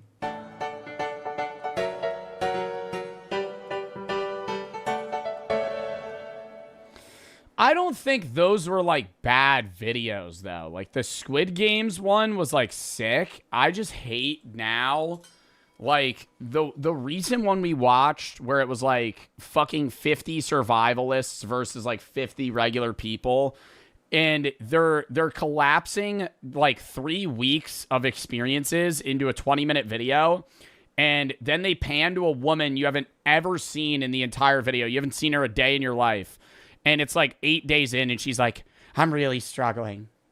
It's my daughter's birthday today, and I haven't seen... Like, I don't know you, right? And they're playing this sappy music over this, and it's like, there's no... You need to have character building, right? There needs to be a rapport with the viewer and the video. And when you just kind of randomly throw someone in, and it's like, yeah, this is really sad. Like, it just doesn't work. Like... The one where the one guy had to lose a lot of weight, it's like you could build that, and so there was more involvement. But when you have 500 people in a fucking video, and then you randomly cut to, like, fucking Derek, and Derek's talking about how he's going through a hard time, and they're playing sad music over it, it's like, I'm not tapped into this. If you look at the Beast channel banner, you'll see it says, subscribe for a cookie. And that's where the sin comes in. The entire nature of his audience is transactional. People subscribe with the hopes that they'll get a return. That is very true. It's not like the regular view to, like, or YouTuber to viewer transaction. Like, for me, you sub to me, you watch my videos, I provide entertainment. Whereas, like, there's so many people that are like, yeah, I sub to Mr. Beast because, like, if I ever, like, pass him on the side of the road, he'll give me $1,000. Right? Subscribe for a cookie. I bring this up to demonstrate that while the beastification of YouTube proved many creators willing to put out... But it's like, still, I don't know. Like, I don't think he makes shit content. I just think, like, he's too into the min-maxing of... he's metagaming YouTube versus just being like, I want to make something that might get 30% less views, but is, like, 80% more enjoyable. You know? Like, I just wish he took that pivot. But I don't think, like, the content, like, I know he did a recent one where he got a lot of the OGs of YouTube to, like, compete for $1 million, which is, like, sick, right? And it's, like, there's certain videos that he does that are really cool. But then it's, like, I think another thing that I want to hone in on here, it's not even just the Mr. Beastification. It's bucket content. Bucket content. That is such a big thing that you notice with Mr. Beast videos. 50 YouTube legends fight for $1 million. 50 streamers fight for $1 million. 30 celebrities fight for $1 million, right? And then you just keep going and you keep seeing the same shit. I survived 100 hours in a temple, survived 100 days in a prison, survived 100 days trapped on a private jet. $1 versus $500,000. You know, last to leave the circle. Spent 100 hours inside a pyramid. $1 versus $500,000 experiment. 50 YouTubers fight for $1 million. It's like any video he does 5 other videos that are identical, but with different tweaks, because it's like you just find a bucket. There's never a, I'm going to do this, and then, but it's the same shit that I do. It's like, that's just the content of YouTube or the style of YouTube. It's like, I tried viewer suggested Amazon products. Then I did one with Temu. Then I do one with Etsy. And it's like, so it changes it, right? And I think in that sense, there's more variety because it's like the premise is the same, but all of the content's different. Whereas this, it's just like, okay, we're going to do challenges, but with different people. And so I think that's why people just get old of it, because it's like, okay, it's just the pump and dump like content, high quality production. But it's like the ideas are always very relative to the others that already exist. $1 versus $100 million house. And it's like, dude, I've watched so many of these. Like, some of them are fucking peak. I'm not going to sit here and say they're not, but like, I don't know. It wasn't a one-way street. Both the creators and the viewers were guilty of... And if you watch this video back, you'll see that the viewers were always the sinners. Every era, every change was guided by the viewer's desires. I think that's another thing that needs to be said is so many people go, Mr. Beast ruined YouTube. Mr. Beast did this. You watched it, you fuck. Right? Like, and I'll say the same thing. Like, it's not any individual's fault, but it's like the YouTube content reflects what the viewer wants. That's it. Viewers watch content and make that content popular. If the only reason that exists is because it's a reflection on society and the viewers themselves. It's not, if Mr. Beast isn't force feeding you this content, you're choosing to watch it. By the viewers' lust, envy, greed, it was always the viewers. And while that's a little bleak to reflect on, it's actually what gives me the most hope for YouTube's future. Because of how long the beastification era went on, people are desensitized to the extreme faces, fast-paced edits, and the cash register sound effects. Video essays like this one only exist because people are being more intentional with what they watch, and are also more wary of the tricks creators use.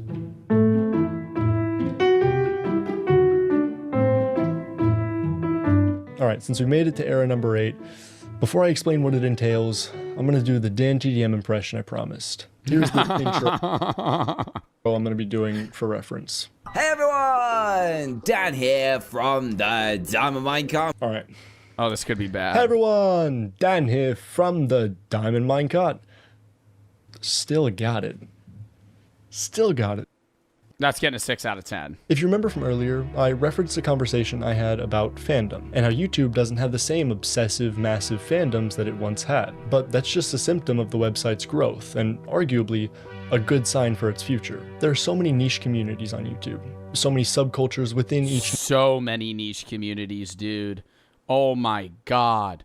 There could be a YouTuber you've never heard of that pulls fucking 5 million views a video every day for the last 5 years, and you don't even know what the fuck they do. Niche community, and then... That's not even niche, but it's like, it is still niche. So many inside jokes within each subculture. It's getting more and more possible to just make videos you want to make, and YouTube will find people to watch them. I've been so grateful for the amount of people who have enjoyed watching the things I make, because these are things I want to make.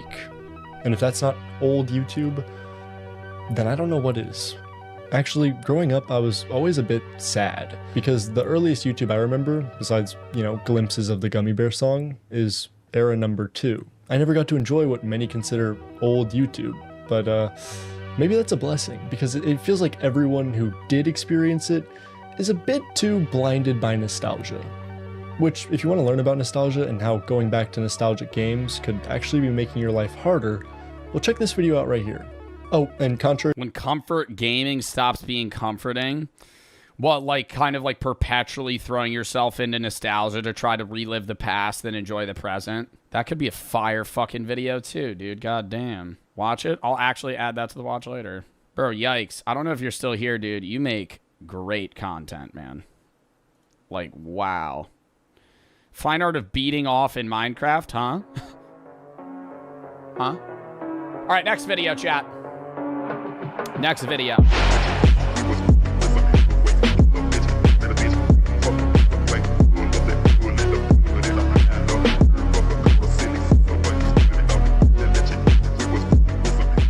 The internet's worst food hacks. Welcome back to the Papa Meat channel. How you doing? How you doing? Come on and sit down because today we're going to be talking about food. Chat, stop saying glory to Israel at the start of the fucking...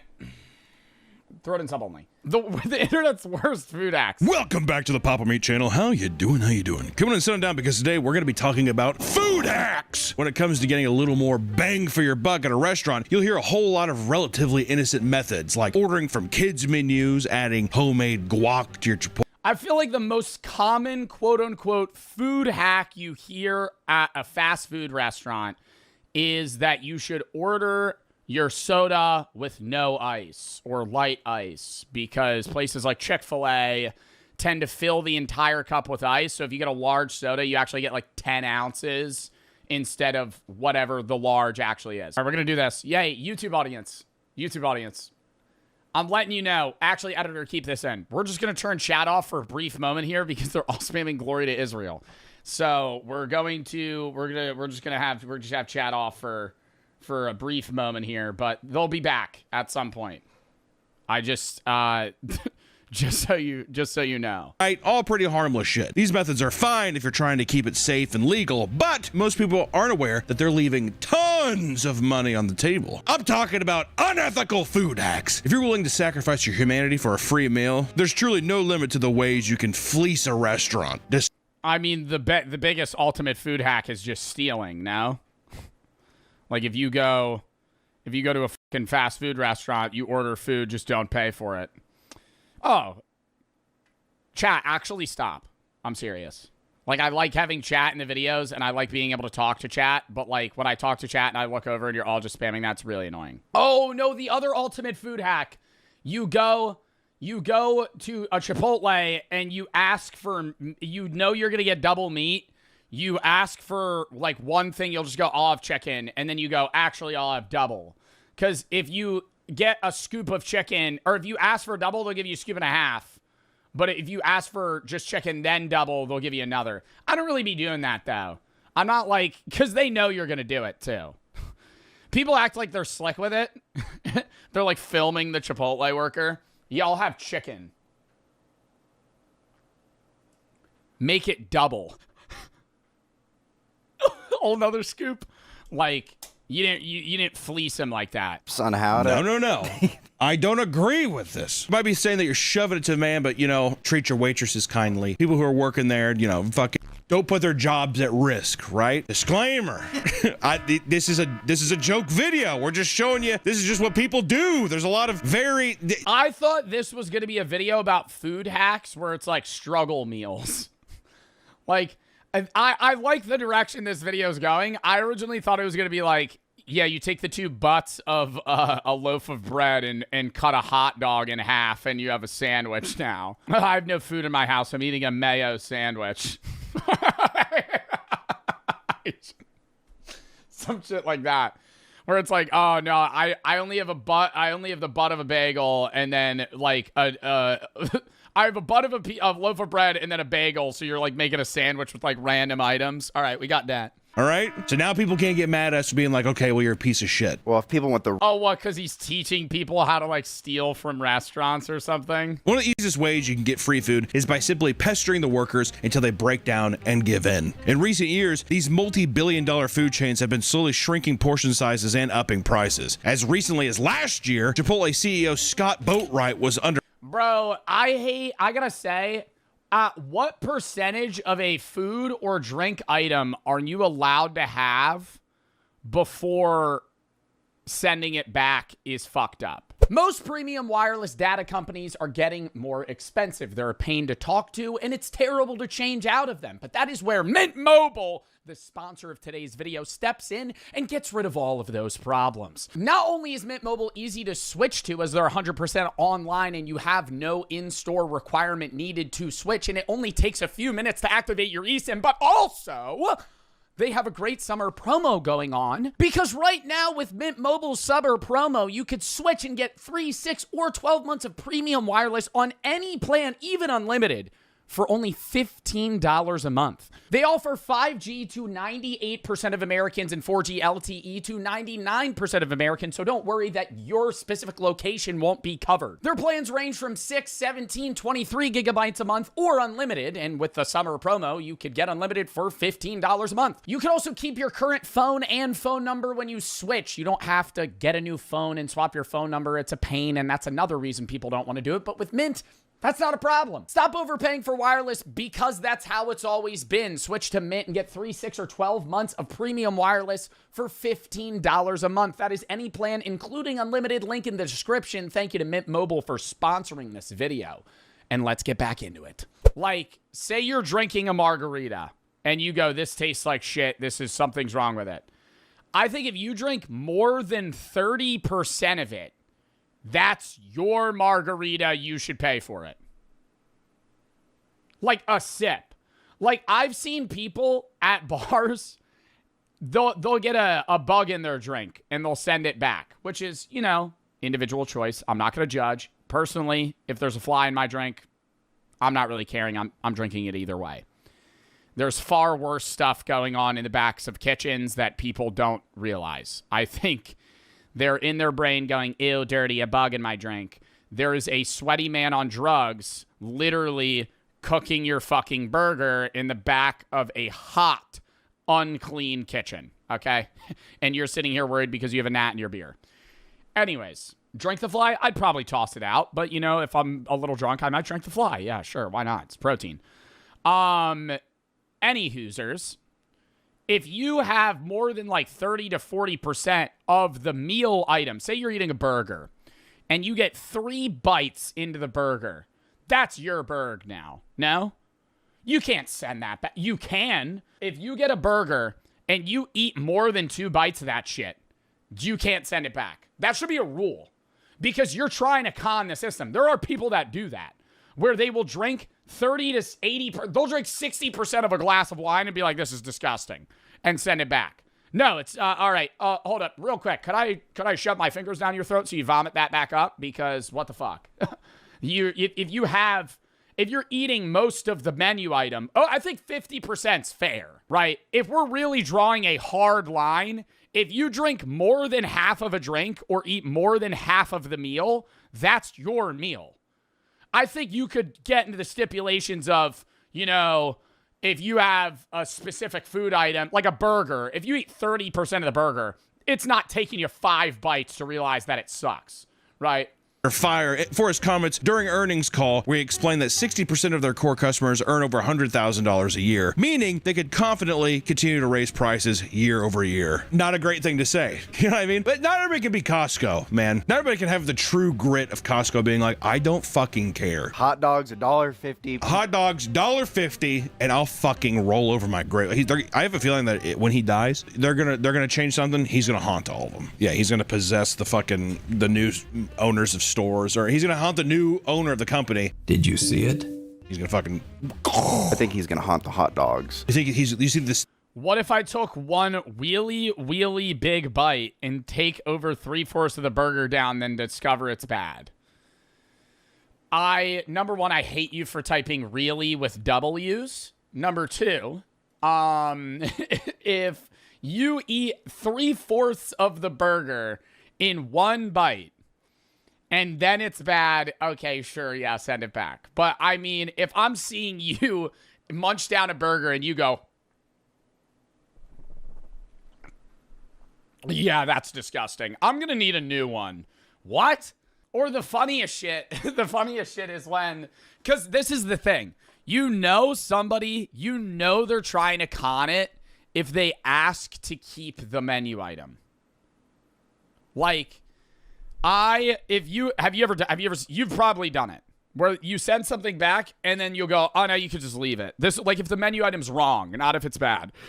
Like, if they bring you an appetizer you didn't order, they go, oh, I'm sorry. Well, most of the time they'll actually leave that. Like, if you order an appetizer and they just give you the wrong item, they'll let you eat it and they won't charge you. But usually if it's like, say you ordered a quesadilla. This literally happened to me the other day. I ordered a quesadilla when I was in St. Martin with Chris. They get it wrong. Like dead wrong. But it's what Chris wanted. But he didn't order it. Like I ordered something. I didn't like what they ordered. He wanted it. So I was like, whole eat it. But don't, I was like, charge me for it. I was like, I'm not going to try and con you. Like the lady like looked at me and she was like, oh, we'll take it back. And I was like, no, just leave it. Because they're throwing it out otherwise. And I hate that. Like I'd rather pay for the item, have us eat half of it, than them to send it back, me to get something, and them just toss it in the trash.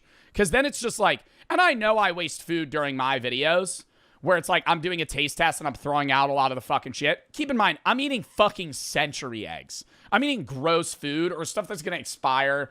Like, most of the time, if I'm in a restaurant, I'm like, I'm not trying to just be like, oh yeah, no, send it back. Throw all that shit out. The Pop-Tarts, totally different. Fuck Pop-Tarts. Those are, that Pop-Tart video I did ruined Pop-Tarts for the rest of my life. I felt like shit eating those. Baggins doing a ghost encounters, though, of Costco would be pretty sweet, though, huh? I heard something on my EMF reader. The hot dog's like, what the f? Dude, come say that in my fucking face, man.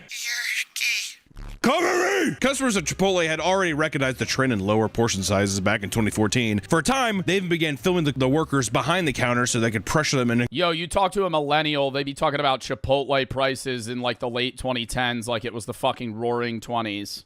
Increasing the portion. Dude, you used to be able to get a Chipotle burrito for like $12. Literally, it was like $10 for a full, like a fat one. Sizes. Which, to be fair, if you flip the bill, or if dude, back in my college in 2012, we used to be able to get okay, bro. If you're sitting there and you're like, this is not near what I used to get, doing it wrong. I'm not saying fucking whip out your phone and pester a 16-year-old to be like, more! But if it works. That's what I'm saying, man. These hacks. I would say, let me get behind the counter and show you how it's done. And I grab her by the hips and ladle. Just know I said 16-year-old girl. Oh, no, sorry. Let's talk, oh, Jesus. Let's talk about the Subway downfall. Well, Subway just opened there's videos about that, about how the majority of them close because they opened far too many Subways. Subway has always been a regular, very par hoagie spot. Like, I've never glazed Subway. I said 16, just literally for this 46-year-old. Yeah, I'm sure you did. 30 more years on her. The workers themselves hate having phones constantly in their faces, saying it only adds more unnecessary stress to the job. However, that means nothing to a person when a deal is on the table. Despite the visible discomfort of employees, people would continue filming workers and uploading videos to social. God, that's so fucking weird. That is so fucking weird. You pull up, you're filming a minimum wage employee being like, bro, because then they're put in a bind because, dude, they want to give you good shit. Like, I feel like that's where, I get it. Because you film the employee has to give you a better scoop or the business looks bad and they won't get in trouble. But, dude, you really think the guy behind the counter is like openly stingy for the multi-billion-dollar Chipotle business? Like, he wants to give you as many scoops as you would ask for. But he'd get fired if he gives you too many. Because they like weigh that shit out. And they go, we sold this many, where we're missing 4 pounds of chicken. Social media to document the results. Stuff like this. Damn, take some more. You know what they really need to do? Oh, God, no, see, because then they wouldn't have people do this. You need a robot to measure this shit out, bro, so people can't complain. And I eat Chipotle all the time. You need, like, a fucking scale that just weighs the amount of chicken. Instead of, like, you having a 19-year-old eyeball a chicken scoop. Is extra? Does that seem fun? If I'm behind somebody, even as a customer, I'd be like, nah, and I'm gonna be rude. If I'm a Chipotle employee and I give them the scoop that I've been trained to give them, and he's holding his fucking phone in my face going, nah, damn, can I get extra? No. Then I'm fighting for Chipotle because you just pissed me the fuck off. then I'm going, no. Yeah, just ask, like the way he's, because if you're that guy, I'm going, bro, just ask. Like, I'll give you a little more. They have security cameras. Like, it's not like you're you're getting fired then? Bro, for one little fucking scoop, you think you're getting... I don't know. I don't know how stingy the CEOs or the managers of Chipotle's are. Probably pretty heavily. Seeing that they'll, like, literally, like, scoop off rice. You see that shit? Oh, my God. No, see, I feel like I'd have to be like, what a dick, right? I have to side with the person. Because I'm like, okay, well, now I'm getting the aftermath of that fucking tornado. They're pissed off. What a jerk. What a grade A bully that guy was, right? Also, I hate what a grade A bully that guy was. Could I have a Sofritas bowl? Make it extra. What a dickhead that guy was. I'll just have a chicken burrito. Pull out your fucking phone and do the same exact thing. People took things to the extremes and began bringing in entire film crews. Is that a green screen? Professional cameras. Oh my God. Boom mics and lighting, which is kind of fun. Another common method is to simply complain about your That's funny though. food. And for some places, the age-old rule of the customer's always right can lead to restaurants bending over backwards for even the most obnoxious guests. This is likely because the restaurants want to avoid getting negative reviews from petty customers, which can lead to lower revenue as a whole, and many older people admit to taking advantage of this by Best restaurants have 3-star reviews. That's a fact. If you want to go to best restaurants have 3 stars, and you just ignore the people that complain, because the people that complain, dude, you gotta keep in mind, you are far more likely to leave a bad review than a good one. So if you look at a restaurant and they have 3 stars, that doesn't mean that that restaurant's actually 3 stars. That means there was an annoying amount of people that were just pissed off and left a shitty review. Like, you're so much more likely to leave a bad one than a good one. And I don't like how some businesses, and I know you need to farm that, but like, I just feel like the rating system's so skewed on Yelp or anything, because businesses, you'll have places that get bad reviews from people that are just stuck up Karens. And then you'll have places that get good reviews, not because the place is super good, but because the business is like, oh, you get a percentage off or a free drink, review us on Yelp and you get a free dessert. What the fuck? Like, so now it's just you're getting a 5-star, but not because your business is actually a 5-star restaurant. It's because you're offering people incentives to do that shit. It's the same thing with like apps. Like if you review an app on the App Store, they might give you like free gems in a game or some shit. I've seen people do that before, but I also don't like this thing. I hate the idea that you're like, I ordered something, it's wrong, and I should just deal with it. You know what I mean? I've gotten shamed before. Just fine, just deal with it. Like a completely different item. Like, don't get me wrong. If you're like, No, completely different item, send it back. But I have judged some of my friends for sending back items that I think was a little extreme. Like, say you order a burger, and here's 2 examples. You order a burger. You go, I just want meat and cheese. They give you meat, cheese, and lettuce. Just take the lettuce off. Take the tomato off. Now they give you meat, cheese, lettuce, mayo, and an aioli, and it's doused in that shit. I'm going, this is wrong. Like, there's certain order fuck-ups that are just deal with it.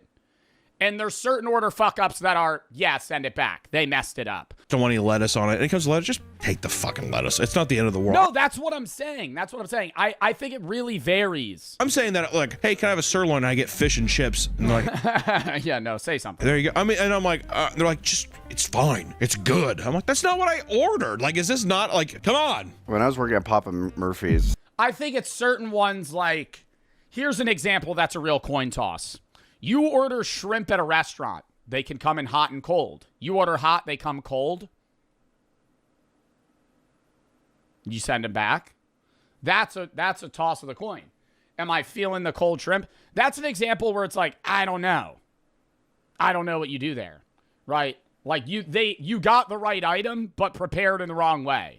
Oh my God, the worst fucker I've ever seen was at an Outback Steakhouse. I know this video is going to be 2 hours long, by the way, YouTube. Sorry. I went to an Outback Steakhouse, and I was eating, and it was this couple on a date. And this guy kept ordering a T-bone or some sort of fat-ass steak. He'd cut into it, send it back, say it wasn't cooked right. They'd bring him another one. So he sent one back. Cut it in. It's not right. Send it back. Now they've thrown out 2 steaks. Maybe the chefs are eating them in the back, but at least 2 that they're not going to make money on, and maybe in the trash or not. They send it back again. He comes with a 3rd steak. He goes, it's not cooked right. They go. Manager comes out. Sir, Sir,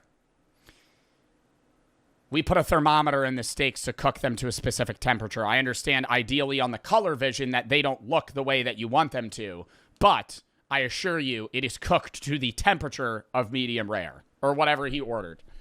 And the woman that's sitting across from him, I'm going, she's getting the ick. If they're together, woof.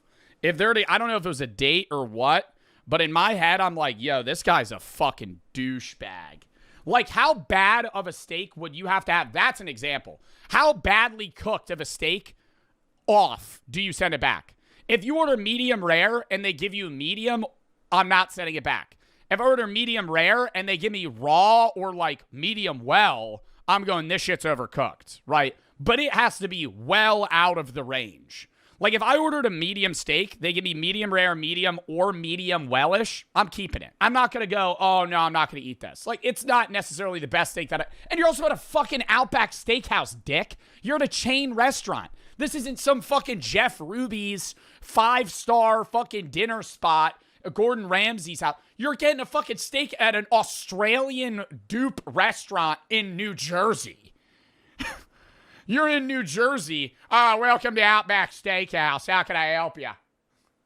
What the fuck? And you're sitting here going, oh, my steak's not right. Oh, my God. This haunts me.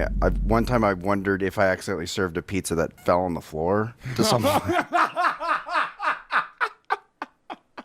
The funniest story Nick has ever told is when he said he was on acid working at this pizza place and he was sweating all over the pizzas. Because he was like panicking and he was profusely sweating on them and then just throwing them in the oven and having to cook them anyway. I wondered if I accidentally served a pizza that fell on the floor to someone. I don't know. How did you mix that? You would tell. You would be able to know, even if it's a frozen pizza, Nick. Or actually, it's a you would be like, okay, well, it's all smeared. The ingredients don't look right. It's all unorganized. Is that the one that? Also, what establishment are you running where you're taking the pizza off the floor and putting it back on a prep area for it? Yo, why are you putting a floor pizza next to a regular one so there's even a chance of getting them mixed up? Not just go from the floor into the trash. So what happened was I was holding it in one hand and I pulled out the wrapping paper and it like fell. And I don't know on the floor. I don't know if it fell on the floor or on the table. I don't remember. So you're changing your story already. Was there weight and all of a sudden the pizza got lighter? Probably on the floor. The Ian return stunt is the one that restaurant workers have to put up with the most. One woman filmed herself entering a Papa John's she'd ordered from earlier that day to return 2 pizzas. The manager was visibly annoyed. That's 3 different pizzas that she like put, dude, pizzas? You can eat 1 slice and return it. If you eat more than 1 slice, you liked it enough to go back for seconds. You cannot return it. Saying as there was only a couple slices remaining in each box. And then you ate all of those. No, they didn't like it because it's very dry. This bulletproof argument from the customer was shockingly not accepted by the tyrannical man behind the counter. Which, to be fair, and then she posts that shit on TikTok thinking everybody's going to agree with her. On fucking Facebook. Is this guy not a dickhead? What's the, if you had a pizza, is it 1 bite? Is it 1 slice, 2 slices? Couldn't 1 slice. I would let you eat a whole slice and say it was bad. I would say maybe like if it was that bad, you got to return it. Why are you eating the whole slice? But 1 slice of pizza, you could return it. I think you get 1 slice. You got to go through because it fooled me once. Shame on you. And if I eat 2 more, shame on me. One waitress rants about a couple that swindled them multiple times in one night. The woman sent back a plate of fully eaten fries and half-eaten burgers, got it comped, and replaced it with shrimp pasta her partner ordered. Then they both said no, something similar. I mean, you could go, maybe I don't like that. Yo, that's what I gotta say. If you go, I don't like this item, hey, you ordered it. You chose this at this restaurant. If you go, this burger's fucked, send it back, they make you another one, fine. But you go, oh, actually, I'm going to get something entirely different. Maybe you going like burger to steak, whatever. No, burger, I'm going to get the shrimp scampi now. What are we at, a fucking buffet? This continued until the couple had been comped for nearly 7 separate meals. I have never been a waiter before, but I'm curious if anybody in the comments, a waiter or waitress, can you just be like, we can't serve you anymore? I would or say, do you have to? No, legally? you do. There's probably a rule based on the restaurant. At some point, I assume the waitress or waiter has to go to the manager. Like, if you comp 1 or 2 items, That's fine. After the fourth plate you send back, I assume you're going, I need to go talk to my manager. Like, you've just basically gotten $100 of free food. What does comp mean? Like, it's free. Like, if you ordered shrimp scampi, it's $25. You eat half of it and say it's ass. I go, it's comped. You don't pay for it. You still got to eat it. I think after the Really? second one, yeah, you don't have to. What I do is be like, obviously we're not, our food's not up to your standard, free meal. Yeah, comp, have a nice day. Well, it seems counterintuitive to be like, well, they're going to keep doing this, right? I also think you have to buy something. Is that a fair thing to say? If you're at a restaurant, I feel like I might be having some shit takes right now, but I don't really care. If you're at a restaurant, you eat half a burger, all the fries, and send it back. Number one, I think you shouldn't be able to send it back. You've eaten too much of the meal. You're over the 50% rule for a burger, and you ate all the fries. You send it back, you can't go, I want it comped, and we're done. Then you're a scammer. You have to go, I want it comped, I'll buy. You have to pay for something. You can't, get 2 meals, comp them, and leave. You went in knowing you were going to do that. You at least have to get, 3 drinks. Or some sort of item that you're spending money on. Because then the waiter's also fucking waiting on you for literally nothing. Who was like a power-hungry manager. Why aren't you doing this right? And he's the one who's like, one man in China put cockroaches in his mouth and blackmailed a restaurant, demanding a large sum of money and a carton of cigarettes, or else he would post a video claiming the bugs were found inside the food. The carton of cigarettes is really the add-on there. And 1 carton of cigarettes. Also, not that crazy. Don't get me wrong, it's stupid, but I'm like, I feel like you could have asked for anything, right? Having to pay every time you go out to eat can slowly add up over time. That's why people have started coming up with dating schemes to get others to pay for their meals instead. I have fully believed that women do this. I fully believe that going out to eat for the sake of a free meal and then dipping, I feel like the effort's far exceeding the reward of the dinner. Making yourself go out on dates with literal dud guys to get an $80 meal for free. Any woman could have free meals for the rest of her life, especially with the dating apps. If she being Monday, Tuesday, I have every day of the week, it's lined up. I'm just going out to dinner. I legitimately believe there's people out there that do that. Oh yeah, they were. Yeah. I mean, that seems like I'm not even mad about it. I feel like that would be a very unenjoyable life. To be forcing yourself to go on dates with new people every day to get a free meal. And if I was a woman, I might consider it. You're the cheapest person I know. 100%. A female, actually, maybe a female version of you would be, because your male version, I'll tell you what, the girls out there, you guys gotta calm down these comments. I'm telling you, holy shit. I'll tell you what, people are rubbing themselves raw. It's unbelievable. I was gonna say, if you were a girl though, I could definitely see you being okay, you never put out. Oh, no. Never. Actually, you would. It's a dinner and a show.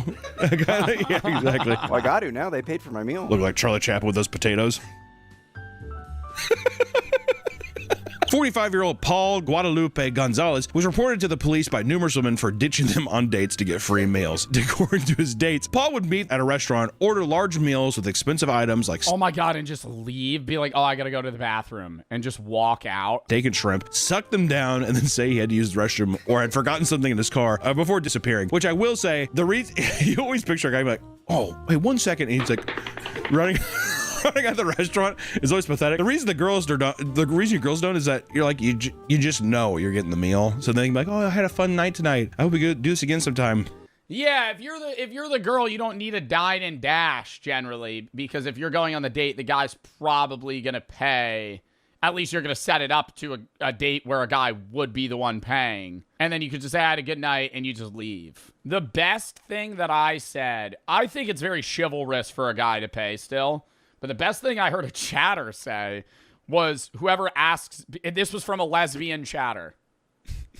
This was from a lesbian chatter of mine, because I was like, well, for lesbians, who pays? And they said, and this makes perfect sense, whoever asks the other out on the date pays. Yeah. Whoever goes, do you want to go on a date? You're inviting them to, it'd be very weird for you to invite them and ask to split or not pay. If you ask somebody out on a date, you should be the one paying. And I think that's why it's very normal for a guy to pay, because guys 90% of the time are asking the woman out on the date. If a girl asks you out on a date and then I think it's still very nice. I think in a situation where a girl asks you out on a date, it's still awesome for you to pay, right? You're making a great impression. But I think it's probably more expected that it's like splitting in that sense. This practice is extremely common and dubbed the foodie call. Some even claim they've lived off food scored from the strat for several weeks at a time. To justify their actions, people will say they go on these foodie calls as a means of survival because of the ever-struggling economy. If you can't find someone to take you on a date, don't fret. There are other ways to score free food from strangers. Another far less common technique is going into restaurants with the express purpose of finding— I feel like it's far more effort to go on 30 first dates to feed yourself than find one guy that you're like moderately okay with to kind of be in like a situationship with for a month. Like, if you're going one route or the other, I feel like, dude, I mean, you're having 30 intros. What the hell? It's like starting a movie and then turning it off 20 minutes in 30 times. Someone to flirt with so they can pay for your meal. That's got to be a role, though. It's like somebody did that to you and all of a sudden you're like, it's never happening. You're just getting them chubbed up, but man, he's going to walk out and be like, thank you. What was your name again? I'd love to watch Stalker with you. She's like, what? I watched, never mind. No, go ahead. I was going to say on this one date. What's that Spotless Mind movie? Eternal Sunshine for the Spotless Mind. That was our first date movie, and it was really depressing, so I was just like, I'm just going to make out with her. And then... Yo, oh my God. Yeah, this movie's really a drag. Let's not do this. That movie's also like, hey, we were together for a long time, we're broken up now. This is our first date movie. You can watch sad movies aren't terrible to watch on the first one, but if they're about... Oh, I don't know, bro. How sad of a film. I feel like that, I mean, that's like one where, hey, that's really like an opening moment, bro. I feel like I'll cry during a sad film. I'm so serious. If we play this sad game later and it's upsetting, I'll cry. Like, I don't know if the first date movie is a movie that you're like, you want to tear up. Guardians of the Galaxy 3. Literally not even a sad movie. Guardians of the Galaxy 3. I will bawl crying watching that film. When they kill Rocket's friends. No! Anytime you go out to a bar or restaurant, nothing is stopping you from faking a proposal to draw in attention of other guests and staff. Couples mention tugging on the heartstrings of the establishments, and that has earned them plenty of free drinks and meals. That's actually such a good idea. I've never thought of that. You and Allison should try it. They wouldn't believe it. You got to do it at nice restaurants, though. Oh my God, bro. You see, you're at Applebee's. Yeah, I don't know, dude. These half-price apps. All right, I'm going to break out a proposal real quick. Act really upset. Or, well, not upset. Act really happy. And but like cry. Like a good cry. This trick can also work if you're single, as some people have had success proposing to their friends while out at a restaurant. For a while, these grifters had a good thing going. That was until people started openly admitting faking their proposals and posting them online. Now it's viewed as semi-controversial tactic. Well, yeah. With people worried restaurants won't be as generous when people are actually proposing. Which also, dude... Or the restaurant wants to post you your proposal. Because the restaurant would want to do that. Like the manager of the restaurant would want to go, happy couple just got engaged at our restaurant. Oh my God. This is the place they chose. And then you see them later and it's like, especially if it's like you can't do it at a restaurant you regularly go to. You would have to do it in like a state you're never returning. Well, when I asked you to propose, I want a free meal. It's like, just fucking pay the bill. And plus, you know what's actually, I was thinking about it, that's actually sucks. You know what's better? Propose. She says no. Storms out. I mean, man, if you just want to pay half the bill. Because it's only you there. Or they could be like, dude, it's on us. I'm sorry. But you need to get good at crying, though. Really? Can you imagine looking up at a waiter and being like, really? You think you could fake the emotions of getting engaged? I don't know if I could rip that. I'm not good at faking emotions outside of anger. Like, that's the only real emotion I think I could fake. Food digging is a new phenomenon in which restaurants set up fake dating profiles to lure single customers to eat at their restaurants. What? At their restaurants. After someone matches with the profile, the fake person will instantly set up a date at the restaurant behind the account. Once the customer arrives and realizes their date isn't there, they assume they've been stood up, but by then, the fake profile has already unmatched them, cutting off any further contact. Yeah, but I would just leave the restaurant. You think then the owner's coming up and being like, oh no, stay. Like, I would just leave. Like, if I made a reservation for a restaurant and they weren't there, I'd maybe have like a drink And then I'd be like, all right, I'm dipping. And that's so fucked too, because you didn't actually get stood up. You just were convinced that you got stood up. Online, people are starting to post their stories of falling victim to food diggers, hindering the effectiveness of the scheme. I've never heard of that. To be fair, I'm totally out of the dating world. I don't know. I feel so lost. Sometimes I look at it and I'm like, thank God. Actually, all the time I say, thank God. Don't get tied down, but just know there's some choppy waters ahead. Because everyone's got baggage, especially by the time you're 30. Fuck. Man, especially like those kids who got dirty dicking when they were younger. All of a sudden, now it's like, this is my 8-year-old son. So you date them when they're 7. They have 17-year-old sons. Whoa. No, I said when they have 17. You said that's why you date. That was a bad stutter. When they have 17-year-old sons, because that way they're just like, oh, he's 18. He's an adult. You want that? Yeah, that kid's gonna kick your ass. Yeah. Kid's gonna beat your ass. Who's this, Mom? It's Nick. Get off him. Picking you up. Carol! If you can make yourself. Oh my God, dating a woman with a son that's like fully grown. If you're like 40 and you also have kids, that's not that weird.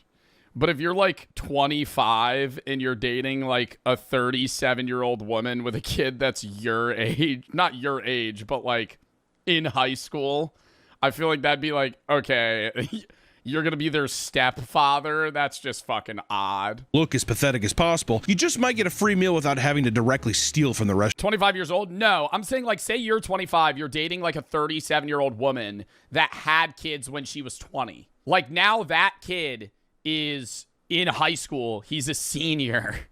And it's like, yeah, you're older than him, but like he could still reasonably fight you.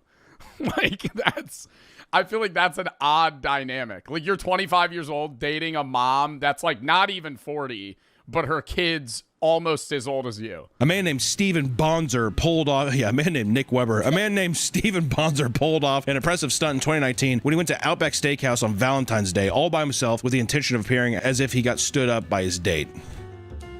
Dressed in his suit jacket, Steven sat down at a table for two during a packed night, telling the workers that his date was just running late. Oh my God, and then getting a free thing because they feel bad? Maybe. That would actually be really nice of a restaurant to do. Put together a fake gift he intended to give his imaginary date so waiters would think it was a more special occasion. After he sat alone for some time, he strategically left a pretend voicemail as a waiter passed saying, I'm here.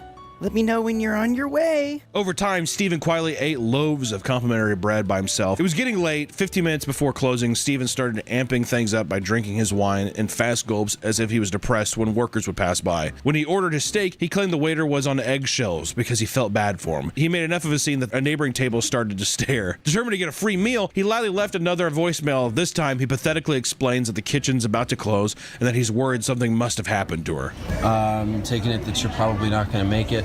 So, I guess I'll... Oh my God, why would you even leave a voicemail? If you showed up to a date and you get no reply, how long after the date... Like, say you're supposed to be there at 6, reservations at 6. If it's like 6:30, I might hit him a text. Hey, are you coming? Or no reply, 10 minutes later, fucking leave, dude. What? 90 minutes?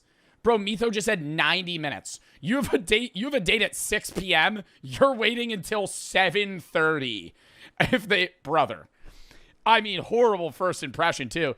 Even it's a fake date. I know. I'm just saying in reality, I would never wait this long. Like he's leaving voicemails. Later. His steak arrived, but he only stared at it patiently as if he was waiting for his date to arrive. Then he started pretending to cry. At this point, the restaurant had been closed for 25 minutes. A passing couple eventually felt bad enough that they paid for his meal, letting him take a near untouched spread home with him. As he was leaving, a waiter who was cleaning tables put his hand on Steven's shoulder and told him, "Take care of yourself. Don't let them get you down." And as a side note, he did tip the waiter $20 and also made a $50 donation to the American Civil Liberties Union, which I'm guessing they probably felt kind of bad. But I will say... Oh, yeah, dude, you had a random couple pay for your dinner. But to be fair, that couple, they think they're great. The other side, that couple you scammed money out of, but that couple also went home going, we did a good thing. That night, they felt good about themselves. They went, we paid for that man's dinner. That was sad. That's not worth it. Also, too, I think it's a thing when you're trying to like get one over on these establishments, I feel like you got to play ball with the waiters at least. These aren't the only ways you can debase yourself for free. Tattooing yourself for food. Nope. Grub. In fact, many restaurants have free food promotions that are easily worth it to select group of frugal people. A common promotion restaurants have Domino's? I'd rather get like the golden arches tattooed on me than a pizza place, dude. Holy fuck. Used in the past is the one that offers free food for a year or more of those who tattoo their logo on their body. Many people have no qualms doing this, especially if it's just an inch or two of ink that they can hide somewhere. McDonald. A big enough deal can lead people to truly desecrate Oh god, the fucking receipt. their body, like a man who was after a lifetime of free Subway sandwiches. In 2022, oh god, 2022 Subway? If it was like the 90s when I was like, because I feel like I used to really like Subway, and I don't know. Have you felt that the quality is gone? I don't know. I still like it. Well, I mean, I think you'd eat anything. I was gonna say, I eat slop. You do. I mean, it's unbelievable. You put a slop bowl in front of me. You would deep fry a baby's diaper. As long as you had fucking some hot sauce, you'd be like, I don't know, it's okay. I've never heard you say it was bad. I've never once heard you say food was bad. She had like a little bit like some fuzzy mold and something. He's like, oh, it's fine. And then, yeah, tummy hurts. Yeah, that's our favorite thing is we'll be like, I don't think you should eat it. He's like, no, it's fine. And then he'll be like, you audibly gasp a lot. Oh.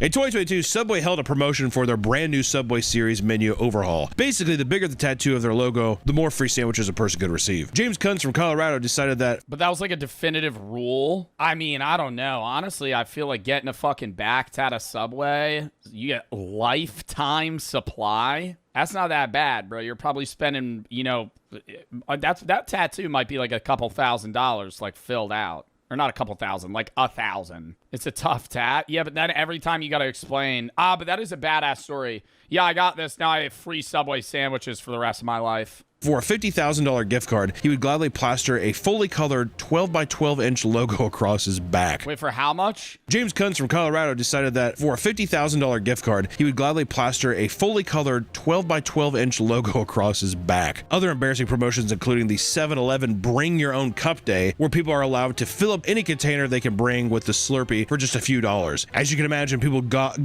go out of their way to be as obnoxious as possible about it, which to me, it's fair game. Yeah, exactly. Yeah. It's fair game. It's whatever the machine, it's yours. I've seen some crazy shit online. And over in Taiwan, a 2-day long promotion at a sushi chain called Sushiro claimed that anyone who officially changed their name to contain the characters for salmon would be rewarded with an all-you-can-eat sushi meal with as many as 6 friends. What followed was labeled by news stations as salmon chaos. This is because everybody was named salmon. As over 300 people rushed the government offices to follow through with the promotion, seeing as to change their name legally to salmon to just get all-you-can-eat sushi.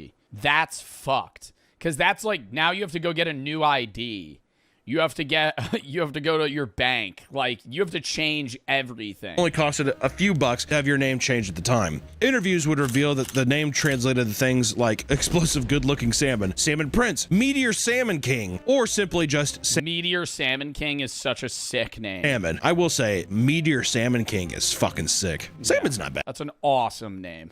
That's not a bad name. A few people decided to change their names to entire run-on sentences, like one that roughly translated to Chen Redacted has a black dragon cannon and turned into Redacted on March 14th. 2021 is in a steady relationship with Redacted. Love you. You are my only love for the rest of my life. In this life, I want to eat salmon with you. I will say that was somebody's name. That's pretty romantic.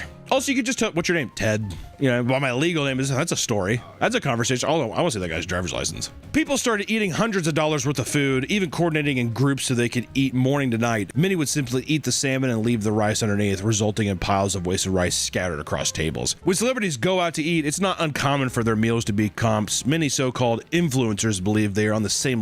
Dude, I was just talking to Chris about this the other day. I think it's crazy how the more rich you get, the more free stuff is. Like, it's such a skewed system where it's like, if you have fame, like if you're Kim Kardashian and you go to a restaurant, they're not gonna charge you. What the fuck? To try and make a good impression, you'd be like, oh no, it's comped. Bro, you're a billionaire. I'd go, hey, there's a 30% surcharge. Sorry. Actually, yeah.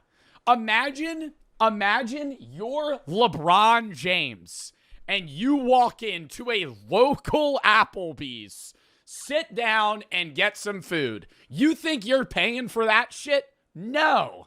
I think everybody in that whole fucking room's going, hey man, I'll give you my fucking kidney if you need it. You're a Knicks player and you walk into a restaurant in New York. You're not paying for anything. Try to get free food. Ever since being a social media influencer blew up, restaurants have been basically harassed by nobodies demanding free food. I have XRSL followers. Do you not know who I am? Aurora Griffo posted a TikTok shaming and slandering her local bakery, claiming that they used fake ingredients. Oh my God, no, best example, somebody just said Messi and Ronaldo. I think Messi and Ronaldo could walk into a business establishment at any place. They could be packed, thousands of dollars average bill, no reservations, and they're going, oh, it's Messi, get him a table. I think there would be a couple that would go, I'll get up for you. Because he is like the most famous guy ever.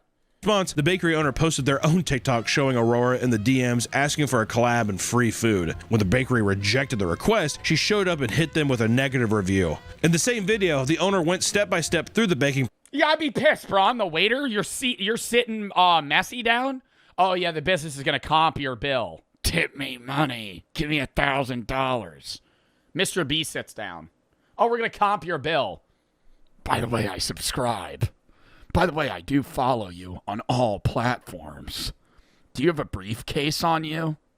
Perhaps full of money? Process and showed off all of their ingredients, completely dismantling all of Aurora's claims. While the bakery's business soared, Aurora's social media was flooded with hateful comments and backlash, and she eventually apologized, saying she was sorry for the fake ingredients comments and that she wasn't trying to seek revenge after being rejected. You lying bitch. Yeah, right. Alternatively, an old classic method of getting free meal is the tried and true art of dining and dashing, ladies and gentlemen. The less sophisticated people utilizing the classic tactic simply eat and make a rush for the door, making a scene that ends up getting them caught by the restaurant staff. One 34-year-old Brooklyn influencer by the name of Pei Chung, however, was able to steal all sorts of lavish meals. Pei would often post content online showing herself in designer clothing and eating at fine dining establishments. Despite her Instagram and personal blog boasting a very high-class lifestyle, it actually turned out that she was very often dine and dashing even after racking up bills that are hundreds and hundreds of dollars. When stopped by staff, she would try and pay with multiple credit cards only for them to be declined. She'd then offer social media posts or sexual favors as payment. She'd been arrested a whopping— What? You get fucking 4 cards declined? You'll go, I'll post you on social media. No, I'll have sex with you. Wow. What do you do if you get full decline like that? Isn't that illegal? Yeah, that would be prostitution. I feel like they would like have to have you work for them, or they'd call the police in some sense. There'd have to be a way where they'd work that out. Probably depends on the business. 7 times, usually after racking up wild bills at high-class establishments. It seems she had stopped posting since her most recent run-in with the law, as her social media presence disappeared soon after the most recent arrest. Which I will say, I feel like that's another thing people do is I think a lot of influencers will justify being like, well, I left, but I'm gonna post about it and you guys are gonna get tons of customers, so I don't see what the big deal is. It's just that thing. I think that's how also people are like, well, I'm actually not a bad person. I will say, we 100% take credit for Red Lobster being successful. Red Lobster coming back. I think that it wasn't all of us. It was their new CEO. He's a bad new CEO. He knows what he's doing. They're bringing back the seafood boil, or not even bringing them back. They got seafood boils now, and they sell for a pretty penny. But I've heard that they're pretty fucking good, and they still got those cheddar biscuits. I'll say, I like to think that we put out the good word. And also, people who missed Red Lobster Day this year, how dare you? I saw a lot of people on Instagram tag me that they went to Red Lobster on Red Lobster Day. Put it up here, please. When was Red Lobster Day? It was April 30th? I missed it. Go next year. Really good. We even went. These food hacks are downright fucking insane. But Conman faked having a heart attack in 20 restaurants to avoid paying the bill. Okay, but wouldn't they have to call an ambulance? Like, if you fake having a heart attack, how are you getting out? Okay, yeah, you don't pay the bill, but like now you got to pay for an ambulance. A Lithuanian man living in Spain scammed restaurants out of 30 to 70 euro bills. Downright fucking insane. But some people are attracted to free stuff like moss to a flame, right? I mean, if I can get some free food, why not? That's what people think. Well, you might be able to get away with a free meal here and there. Just know that each incredibly extreme attempt will ask you to further throw away your morals and potentially years of your life, right? Some prison or whatever. At the very least, maybe throw a tip to your waiter next time you're ruin their day with a fake heart. Dude, I don't think I would ever dine and dash. I think the only thing where I've ever taken food that I didn't pay for is, have you ever been to a grocery store and you have a case of water on the bottom? I've forgotten about that before. Where I pay for everything else, but I didn't scan the case of water, and then I've walked out. And I've gone, ah, fuck. Like, on the way back, I'm going, I didn't pay for that. But it's like $6. And then how? Because you scan everything, and then it's on the bottom, so you don't even think about it. Bro buys bottled water. Okay, I normally have my little Twitch jug of water, but you should always have bottled water just in case, you know? Never know. All right, next video.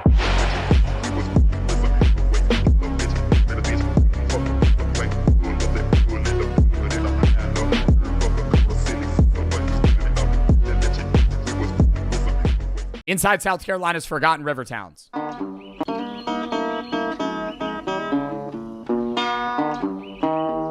Yo, type 1 if you've been to South Carolina before. The PD, time, stand. Dude, weird state, man. I'm not saying I don't like it, but like, that's why I wanted to watch this video for the people that have never heard of South Carolina, if you're from another country or just like, you've never been there, don't know a lot about it. South Carolina is like one of the most growing cities, or not cities, states, Charleston, growing very rapidly right now in the U.S. Like, a lot of people are moving there. So the city culture is like very high tech, very new, a lot of young people. But then the other opposite side of these areas is like these weird swamp towns that like are very isolated and no one lives. And there's people that are like fucking sharecroppers. Like, not now, but like in their lifetime, and they're like 50. Like, then. Like, what the dude? Like in the 1970s, dude. Still. The PD region of South Carolina surrounds the PD River, which runs from Appalachia into the Atlantic. What's a sharecropper? Kind of like a lesser version of like fucking, like, I mean, dude, it's like slavery to like not indemned servant. What is it called? Indentured servant, sharecropper, where they're kind of keeping you in the system of you being stuck as like somebody that picks crops, but you're not a slave, you know? Well, the rest of South Carolina is America. Like, that looks like a slave home, bro. That looks like some straight out of Django Unchained. Like, the rest of South Carolina is America's fastest growing state. The PD is a very different story. Oh, it is America's fastest growing state. I knew it was growing quickly. Just look at the smoke. I would have thought it was either South Carolina or Georgia. I think Georgia's growing pretty quick. This is as real as it gets. What's going on right here? Cooking. We home pride and whatever. I don't want to die here, but I was born here. This town is half black, so you gotta be careful not to even say the N-word. See, I grew It's like really hard around here, man. Like, I'm really have to try to control what I say. You know, you're walking around town, you're like, oh shit. You know, I really gotta consciously think out every sentence. Picking cotton, we sharecrop. Bro, see, that's what I'm saying. That's what I'm saying. See, I grew up picking cotton, we sharecrop. He is kind of old, but still, bro, like, that has to be like 1960, 1970. Sharecropping. Yeah. We set out to explore the PD and ended up on a 100-mile... Nah, probably later than that. Probably like 1970, 1980. Because even if he's like 60, he'd be born in like the 70s. ...journey that took us from forgotten tobacco country... I went from... Or the 60s, actually. See, like, all this stuff right here being open and everything being shut down. ...through the backwoods... You drive a long time, you see no one. You see more animals, you see people. ...and into a swampy paradise. Yeah. I think that's the biggest thing that I want to convey to like my foreign viewers, I guess, is like, I know they know that there's like a big demographic difference just like within your own country. Even if you live in a smaller country than the US, it's like, you know, different parts of the UK function and act differently. But like the US is such a large country that like, even if you're live and have traveled in the US, you have not experienced drastically different lifestyles than you live in other states. Like Alaska, Hawaii, Texas, Cali, New York, Oregon, Maine, Florida, Louisiana, and the swampland, living in the mountains in Wyoming. Like it's not even just it's like literally living in different like Minecraft, every Minecraft biome coupled with entirely different cultures. That's what this is. It's just like everybody's still in the US, quote unquote, but it's like, bro, like it's just such different ways of living. Yeah, it's just, that's what this is. That's why I think that's one of the reasons there's such political like separation, is because it's just like, it's not a small country. It's like everyone's experience is so different that it's like, there's just never going to be, I still think the level of separation is insane, but it's like, yeah, there's never going to be a full agreement on something. The most peaceful place I've ever been. If you want to know what it's like in the forgotten deep south, come with us down the PD River. Like, that's the thing. It's like how you know how they say you can't travel like Japan and like even if you're just going to Tokyo, you can't just go to Tokyo for a week. It takes 4 weeks to experience Tokyo. If you want to go to the United States, bro, like you can't just be like, I'm going to go to New York and I'll get the experience. I'm going to go to Miami and get the experience. Already polar opposites. I'm going to go to LA, Vegas, whatever. Like every state is so different from one another. Like obviously you can mend very well. Like I've gone to, fucking Missouri in the middle of nowhere. I've gone to Atlanta. I've gone to fucking Austin, Texas. I've gone like, yeah, I get along with the strangers there, but it's like, you notice like, oh shit, these people live like the way people act and live is just so different. I'm constantly signing up for subscription services that I never use. I sign up for them because I find them interesting, use them for a month, forget about it for 4, and I'm spending money on it the entire time. And instead of canceling it, I just keep racking up charges until one day I realize that I spent $150 on something that I haven't even touched in the last year. And that is where Rocket Money can help you and me in our financial situations. Rocket Money makes it easier to track your finances. It helps show me how much money I'm spending on everything per month, including or not including bills, to show how much I'm spending on leisure. And it also categorizes everything to show how much I'm spending on, say, food or entertainment, etc. It also helps show me how much money I'm spending on subscriptions that I may not be using and I can get rid of to easily save money. It even tracks when you have to spend money on certain bills or subscription services on each day of the given month. It makes my tracking of my spending and savings a lot easier, and it could do the same for you. You can also start and adjust financial goals on Rocket Money to help you reach your specific saving needs. And after that, it helps you budget towards those goals so you know how much you're going to have after every month, minus bills, subscription services, other leisure things, so you know what you have to play with. Rocket Money does all that and more. Go to rocketmoney.com/Joe Bartolozzi to start your free premium trial. You could also scan the QR code on screen or click the link in the description to get started. Thank you to Rocket Money for sponsoring this video, and let's get back into it. Life has made it harder for us Americans of our color of skin. Oh, Jesus. To live. I think it seems that way because you no longer have an advantage, bro. Like, he's complaining because he's not starting with 3 bonus stars in Mario Party anymore. It's not harder, it's just more fair. Like, that's the goal. For us Americans of our color of skin to live. I'm not kidding you. Where this journey would end is actually hard to believe. Was everything abandoned? Especially considering where we began. Pamplico. Pamplico is pure deep south. Not like Guthrie, Texas, though. They got about 200 people over there. They ain't even got a Walmart. Situated along the river with old plantation mansions on its edge and neglect on its inside. Are you from here? A long time ago. I growed up here all my life. Like slave homes, like genuinely look like old, like that. Those fat ass pillars. That's some shit that they had years ago. On its edge and neglect on its inside. Are you from here? A long time ago. I growed up here all my life. What's it like here? I never old country, old town. Nobody doing that. Stay at the restaurant. It's a pretty quiet place. The river right there, 3 or 4. Slave owner homes. That's what I mean. Sorry, not slave homes. I'm saying slave time. like plantation owners. But you can walk to the river. I can get a 20 and give me something to eat. I gotta rewind. 3 or 4 bucks, but you can walk to the river. I can get a 20 and give me something to eat. A dinner. He a good guy, and everybody be giving himself, you know. So is he down here every day? Every day. Every day. I've been living here a long time, you know, but it's okay. It's good. I mean, you know, been making it. What do people do around here? They just working, got their business. Bro, that's what I always ask when I'm in the middle of nowhere, dude. You ever been to West Virginia? Like, now I'm just going to be starting to rant. I'm going to rant about random states, bro. There ain't nothing to do in West Virginia. Literally nothing.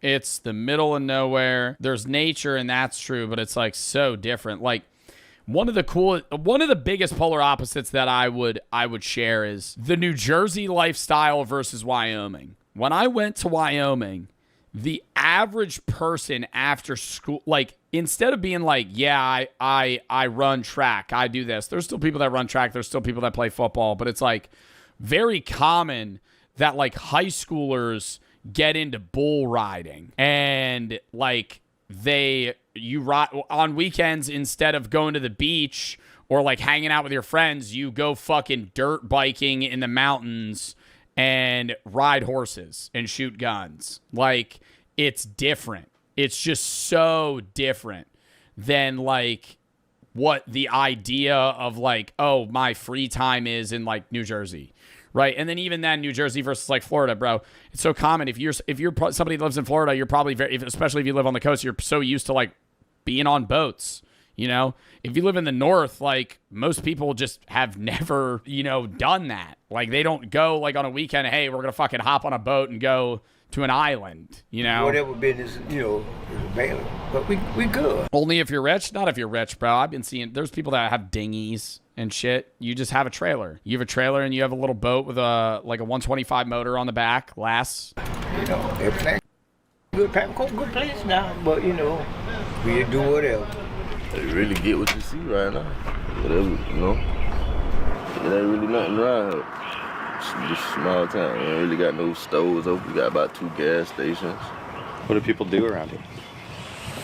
Best Airbnb spots, though, bro. Best Airbnb spots are places that the grocery store you got to shop at is like, it's not even a name brand. It's not Walmart, Target, you know, fucking Lidl or Lidl. Costco, BJ's, like you're shopping at like Frank's Market, and it's just like they have the necessities, and that's it. Work. It's Lidl, not Lidl. Yeah, I never know how to say it. But it ain't really no jobs right here to work, so you gotta go like out. You gotta, you know what I'm saying? You gotta go to Florence and Lake City and all type of other places to find a job. We ain't really got no jobs down here. Did it change much? A downfall. I went from seeing like all this stuff right here being open and all that stuff down there being open, everything being shut down. Even the IGA just being open, they shut the IGA down. What was this?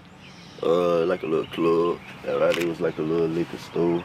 It was a big warehouse right here, big tobacco. And they had the train used to go through it. Yeah, all that stuff. That's real bad when you have the local liquor store fail. That's how you know the town's in the shit. That's like the one thing that never goes bad. Like if you have a local, like the one local liquor store, why? Because people drink when they're happy, when they're sad, like when times are good or bad, people are getting drunk.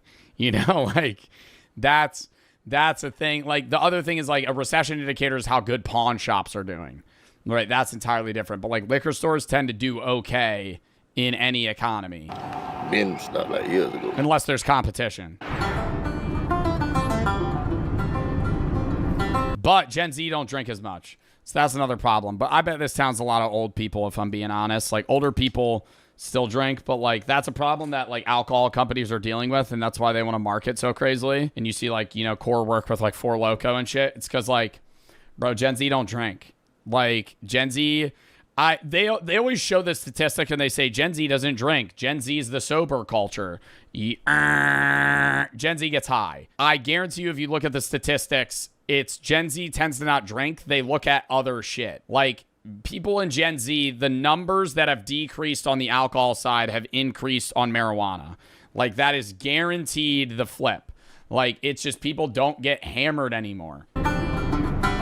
That's not true. People get hammered all the time. People don't be casually drinking. Gen Z drinking culture is not having a beer at dinner. It's, I'm not drinking for 2 weeks. I'm going on a Saturday and I'm having 30 drinks in a day and I'm blacking out. Like, that is the Gen Z college culture mindset. It's like, I'm not drinking at all and then I'm going to get fucked up and then I'm not drinking at all again. Like, older people, it's like, but they just casually buy wine and beer and things that they drink on a daily. Like, Gen Zers weekday mindset change is weed, not drinking. It's like the casual use has changed. You were born here? I was. Yeah, just outside of a place called Florence General Hospital. And my mother had a home right there on 2nd Avenue. My mother was African American. She had a relationship with a guy who was from this area. And that relationship produced me. And because you're here, meaning here in Pamplico, South Carolina, back then, it was quite taboo for that type of thing. So several folk, my father never accepted me, but my mother did the best she could. Between Main Street downtown, there's not much. And in the past, I guess, year or so since COVID, their only grocery store has been closed for a while. I tell you what, with that southern, if you will, charm, having been up north for a period of time, it's pretty good to still feel. You can drive down the road, somebody wave at you, and you're like, what in the world?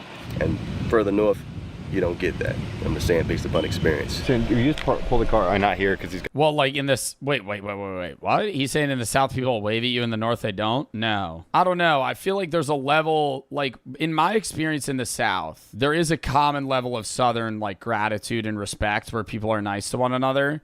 But there is also, like, a higher level of, like, negativity in certain regions. But I think in the North, it's like we very baseline respect everyone, but you're kind of rude to everyone versus being really nice to some people and really mean to others. You know, it's like, nah, I'm just going to treat everybody like I don't care. Like, hey, what do you need? I'm here. That's it. Fuck off. Like, You guys are working, but if you just pull the car over in a quiet street, you just hear the bugs, the birds. The town feels like it's like immersed in nature.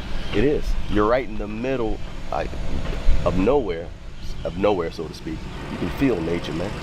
I mean, you can really, I don't give a damn if it's, pardon my expression, but the mosquitoes or the gnats, you can feel it. There's a flip side. The flip side is you damn near have nothing here. How do folks survive? Once upon a time, the bean industry, you'd be in the bean fields or you'd be in tobacco fields all day. That might have bred some sense of camaraderie, but that was work.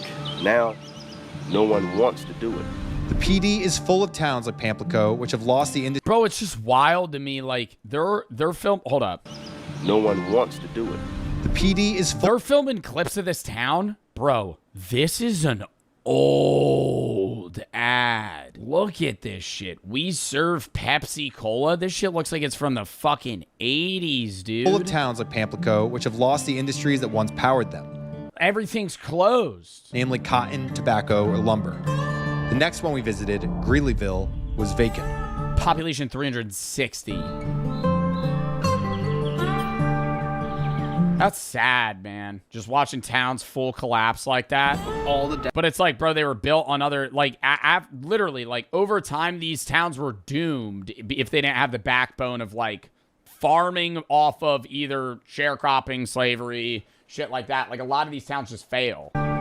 It's the same shit with, like, when you look north towards, like, the Great Lakes where there's a lot of, like, car factories, industries. Yeah, somebody said, like, Detroit, where it was, like, coal, industrial revolution era. It's like right when that ended, the city just starts to dwindle. Like, all the downtowns we've seen. Turn off subtitles? Bro, I only had it on for that guy.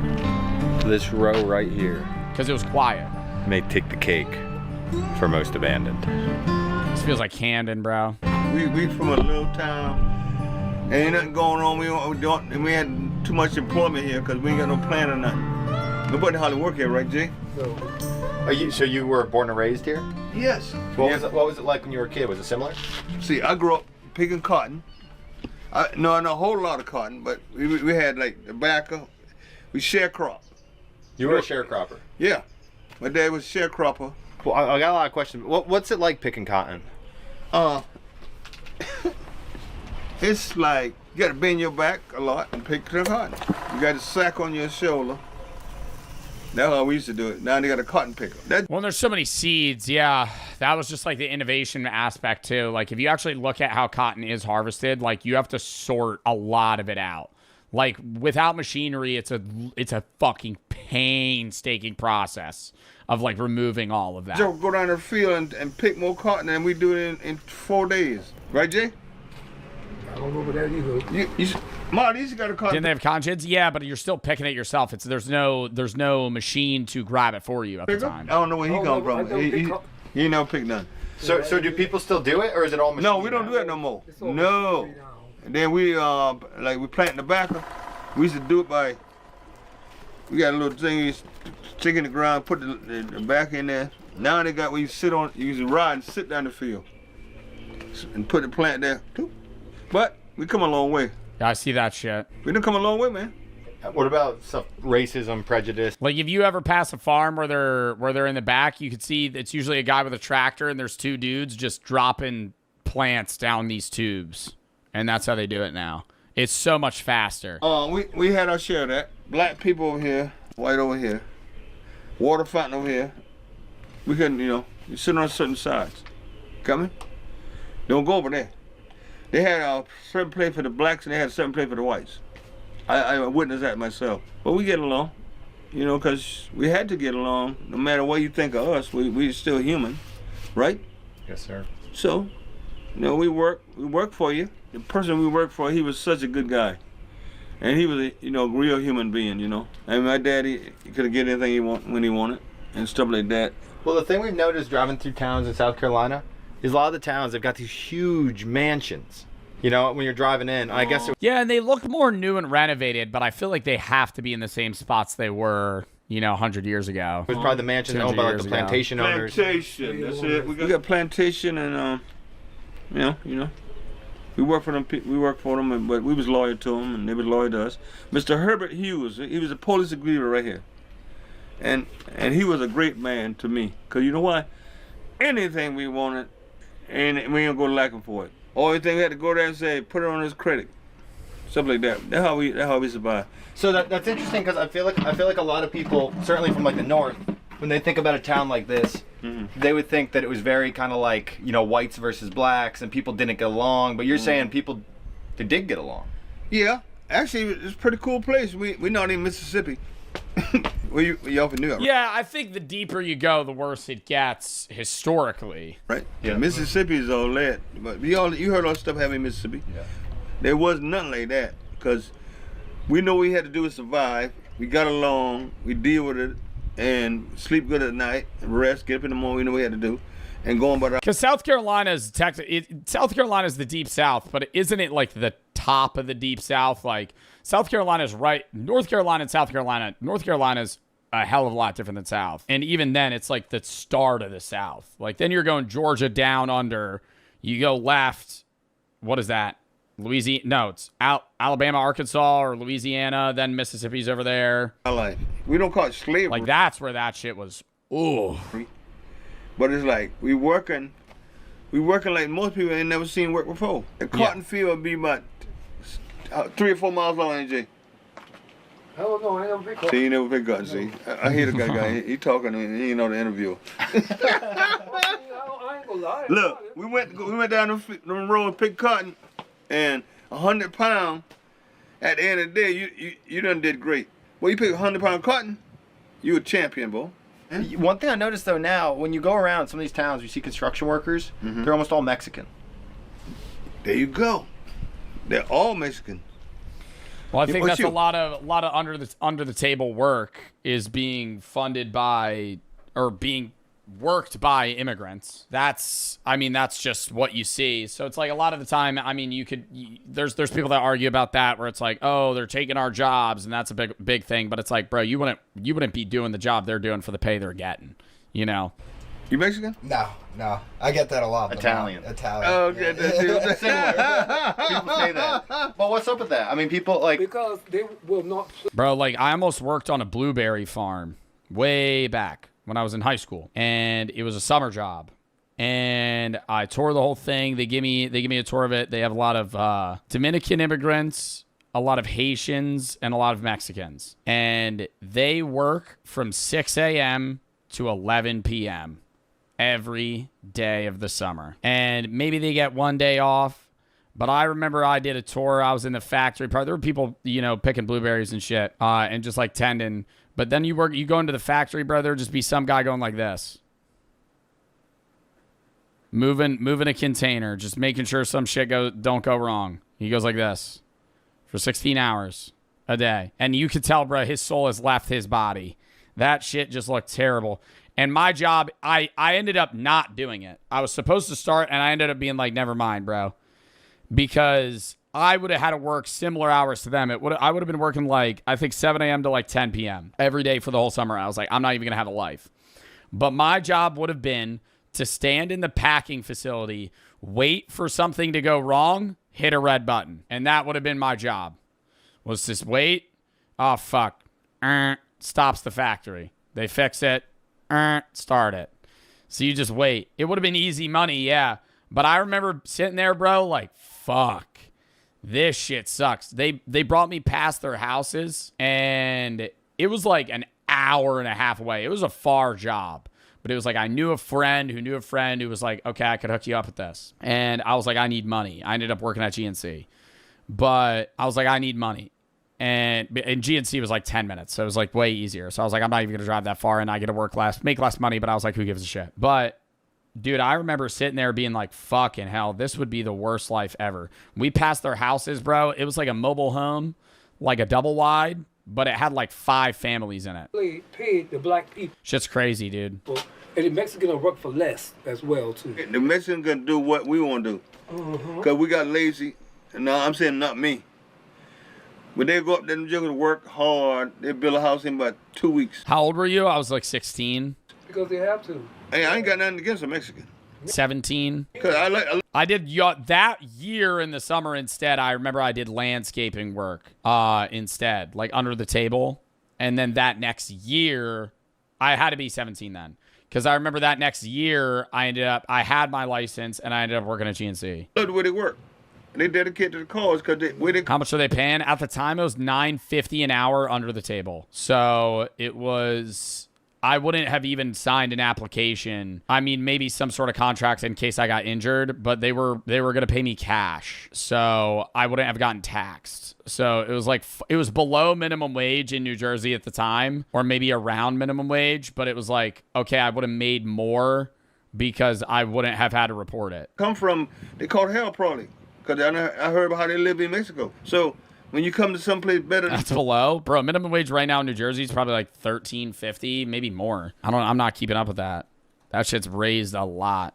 New Jersey minimum wage is $16 an hour, $15.92. It's because the cost of living here is really high. You come from, you gonna give it all you got because you never want to go back. Let me actually look that up. Minimum wage it would have been like 2019, 2020, New Jersey. It was $8.85.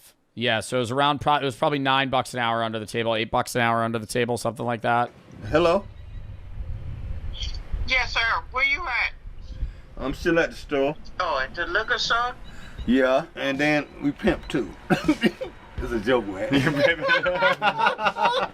Grillyville's Grillyville. Yeah, it's too bad it's just dead now. It was more alive back in the day on Pickle. Yeah. Yeah, it was. His nickname's Pickle. Yeah. Hey, he doing YouTube. Oh, you got me, kid? Yeah, you sound like you're from Massachusetts. Oh, I'm from Massachusetts. What the hell? Yes, sir. Wow. What led you to move back down here? Social Security. I can afford it down here. I can't afford the Cape. All New England teams are winners. Patriots, Bruins, Unfortunately. Thank you. We're a team of champions. But that's crazy. A dude from Massachusetts moving to rural South Carolina. Huh? Maybe y'all win it next year. Like, you do not see that shit. Pretty close though, huh? Okay. Can't count us out, huh, cuz? From here, we have 50 more miles to the coast, where we'd find our final and most unusual destination. On the way, we made 3 more stops.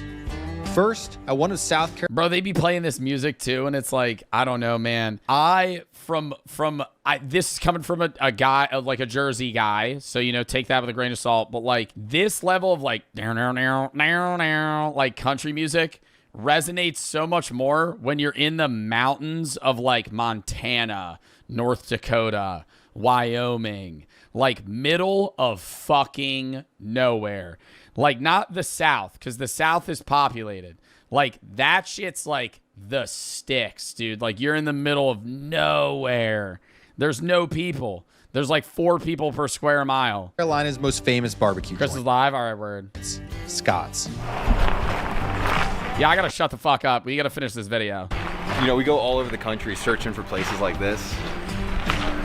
Just look at the smoke. This is as real as it gets. Dude, the smell. What's going on right here?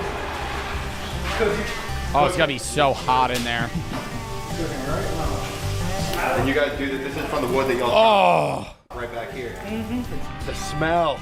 It's like. That's a better power back there. You definitely use that power. Is this the man here? Hello. Are you the cook? Well, I'm one of the cooks. What's the secret? Tangle and good. Yeah, I mean, we screwed up and then we make up. How long you been cooking? Smoking? Probably 12 years now. And he been here longer than me. He was 7, 8 years old. How long has this been here? Scott's? Since 72. 72. And we still got an old man leave us here. He left the door for us. We keep it open. They say this is the best barbecue in South Carolina. Hey, look at we can't brag when we get feeding hungry. We just feeding hungry. What's it like around here, this area? Yeah, not quiet. Yeah, it's slow.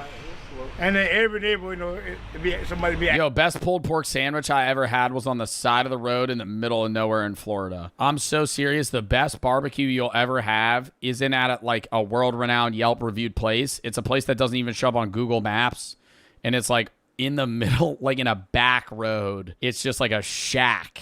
And it's like, we got blank. And they have 4 items. Just a dad and a mom at a smoker. Backing up every now and then. You know, anywhere you go. We live in here, I guess we used to here. And we home pride and whatever. I don't want to die here, but I was born here. Okay, so we went big. It was on the way to Keaton Beach. Now, I don't remember where it was, but it's somewhere in Florida. I used to go scalloping. There's a lot of stories I haven't told to chat. I don't know if I've ever told a scalloping story. I used to catch bay scallops, and I would shuck them in the summer. Lure, a little lure drop. I used to catch, it would be like 5-gallon buckets of little bay scallops. They're about yay big. They would snap you. You gotta put them in a bag, and they would snip you. You gotta hold it away from you. And there'd be like sharks in the water around, stingrays and shit. And you were just like trying to avoid them. Oh my God. I remember that used to scare the fuck out of me, but I thought it was so fun. Oh. With the order here, I've been shrimping. I've been offshore fishing. I've gone fishing forever though, dude. Pound of ribs with some spicy vinegar sauce, barbecue. I didn't even know the barbecue came with a rib. Look at that, barbecue comes with a rib. We got baked beans. So good. Coleslaw, mac and cheese. Or sorry, not a fan of coleslaw. Potato salad, no mac and cheese. Keep that shit. Don't even give it to me on the side. Don't even put it on my plate. Here. This is as good as it gets. I mean, I have no words beyond this wood-fired smoky meat I'm about to stick in my mouth. Let's see how it goes. You have never eaten something that has been cooked with as much care as this right here. This is unbelievable. No, I just wanted to take 15 seconds. Old school. We got back on the road and headed toward McClellanville, and our next stop was an accident. As we headed east, we stopped outside an abandoned house next to the old train tracks and happened to meet Cowboy the Can Man. How may I help you? Cowboy the Can Man? Where are we right now? It's that guy. You're right now in St. Stephen's. St. Stephen's is a small town. You'll find out that sometimes it can be kind of a little hair-raising at times. Your name, Cowboy? Well, my real name is Robert, but I go by Cowboy the Can Man because I'm a little popular in this town of getting cans. I'm a retired veteran. Real famous. I fought for 3.5 years in the Army. What war? I was a retired veteran. I fought for 3.5 years in the Army. There was once industry during the wartime of World War II. Now it's just standing still. If you're not colored or you're Mexican, you get a job. Today, we whites have a hard time to get a job. You think it's harder if you're white than black? Yes, they made it harder. Life has made it harder for us Americans of our color of skin. Bro, it's just more, literally what I said earlier, dude. You're not starting with bonus stars. You ain't got 9 bonus stars in Mario Party anymore, bro. To live. It's not that, oh, they're just giving minorities jobs. Like, they're just on the even playing field as you, and they're beating you. I'm not kidding you. It is very rough. I wouldn't be doing this if I was in a poor spot. Yeah, it feels kind of strange to be, like, this town feels a little bit stuck Yes, in it does. time. I tend to agree with you. I don't know how he feels about it. Yes, it does make you wonder where we're standing right now. Well, then at the same time, you think you got robots and AI and all this stuff. And Absolutely, here and we got a satellite that's floating around in space, and every time we are discussing something, that satellite picks up just exactly what me and you are saying. But I'm not trying. I wouldn't even say the satellite. Like, I would be more attuned to your phone listening to you than a fucking satellite in space listening to the fucking sound frequencies that are going through my, mouth right now. I could get behind, like, marketing companies, honing in on what you're saying so they could, sell things to you more than the satellite in the sky that fucking far away. I'm not trying to be badly interracial about it. But we got to worry about ourselves. You got the blacks living down there. You got some living over in there. This town is half black, so you got to be careful not to even say the N-word. Talk about bad. This town takes the cake, right? Bro, just don't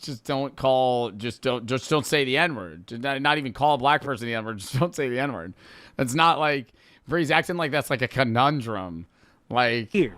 Because this town is just like living in the Wild West. The only thing is you can't always wear a gun. But they do carry guns around and they will shoot you if they feel like shooting you. But they say thou shalt not infringe on the laws of to pack a gun. That's one of the constitutional rights you got is you can carry a gun. I'm very honored to be on camera. Hey, thank you, cowboy. And if you enjoyed this conversation, make sure to smash that subscribe button. Okay. Subscribe. We Americans are lucky for what we got. And we got to stick with the Lord all the way. We can't let the devil win. We then learned that this town had not recovered from Hurricane Hugo. Bro, but how do you say some shit like that and then right after be like talking about how I don't get it, man. Like, do you understand, like, what I'm trying to say? Like, how are you going to sit here and be, like, preaching Christianity and then in the same breath be like, yeah, well, there's a lot of black people around here. Decades ago. So, what's up? We noticed a lot of abandoned buildings. That used to be an old funeral home right there. Since even when my mom was here, because she used to tell me about it all the time. But if you see a lot of abandoned buildings, a lot of that stuff came after Hugo. The hurricane hit it. Yeah, when the hurricane hit it, they just said, nah, we ain't even gonna build it. We ain't even gonna build it back no more. Wow. And so people just picked up and left? That's it. So it's only really that. There's a couple of gas stations up that road. You'll see that's abandoned, a laundromat, some stuff like that. But like I said, it's just a little small town, man. That's about it. Back in the car, we drove toward McClellanville, our last stop. As we traveled, we passed through swamps and dense forest. Wow. We decided to drive down one of the dirt roads to see what or who we would find.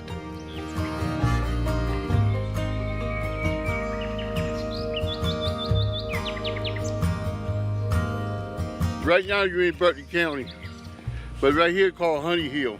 Honey Hill? Yeah. And mostly private country people, whatever. Then we got no money. I moved down here about 30 years ago. Wow. I don't get along with people too good, but back here it's quiet.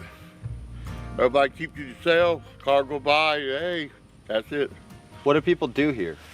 I'm retired. I'm 66. I don't do nothing. I do whatever I want to do. You know, I worked hard all my life, 47 years. What'd you do? I used to be a mechanic. Worked hard, getting a little bit of money. But it's all right. I living, doing good, eating. A lot of people nowadays don't want to work. Yeah, I agree with you. But what you eat, what you have. You don't work, you don't eat.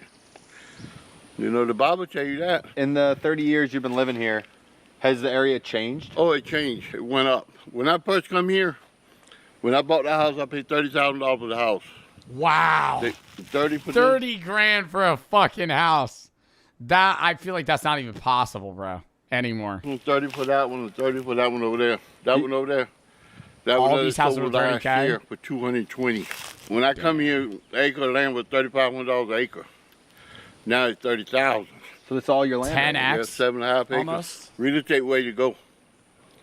Don't let nobody fool you. Real estate way to go. What's a beautiful spot you got? Quiet. Quiet, very quiet. Like you said, you're the first car went down the road this morning. I've seen. Are you serious? I've seen.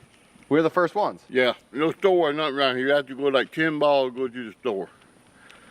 You know, I'd be worried I get shot out here. I'm not even gonna lie. You out of bread, you out of bread. I'm not You driving out of around milk, here, you out of bro, being milk. like, That's what hey, ride, you know, but can I interview you? ride costs. We go to town maybe one time a week. Fucking blast my head buy off, 2 bury my loaves of body. bread, 2 cases of drinks. You know, last all week. That's the life. Yeah, down so here. they shop every other week We noticed or so. you drive a long time, you see no one. No one. No one. No one. You see more animals than you see people. Gators? Wow. Yeah. Alligators, bunch of alligators. Yep. See, like, I don't think here's the thing is, like, I don't think I would ever want to live like that, but I love being able to take, like, headspace vacations out to shit like this, where you're in the middle of fucking nowhere. Like, I don't think this would, what I would want on, like, a regular basis. Like, I like being able to, like, not feel like, oh, shit, I'm in the middle of nowhere. From here, we drove our final 10 miles to McClellanville. Like, that's why I like New Jersey, too, because it's just packed. On the edge of the forest. So many fucking We expected to find another poor, remote swamp town. Instead, we found Utopia. Think of everything about this place. I mean, truly, it feels like it's not real. Read the thing on the chapel, what it's called? No. The Chapel of Ease. Drinking a Truly. It's just, that's what it is. It's just the most peaceful place I've ever been. We'll go deeper into McClellanville in our next video, which proved to be one of the nicest and most unique towns we've ever visited. But for now, I'll say this. On the surface, it had almost nothing in common with the other places we visited. They were poor, black, and shrinking. McClellanville was wealthy, white, and growing. Yet one important thing they had in common. None had been touched by the rapid growth that is consuming the rest of South Carolina. For better and for worse, there were no highways. Yeah, because nobody's moving there for, like, bro, motherfuckers are moving to, like, Charleston and shit because it's, like, it's becoming, like, a more economic hub. There's more jobs. There's more people. There's more stuff. It's like, if you're moving to South Carolina, bro, you're not moving to, like, middle of nowhere swampland, like Walmarts, Cane's, or Chick-fil-A's. In the PD, the old school Deep South there's no is alive convenience. and well. It's more like self-reliance. I lived here about 15 years. Like, it's just like a type of lifestyle, like, less people want to live. What's it like? It's nice.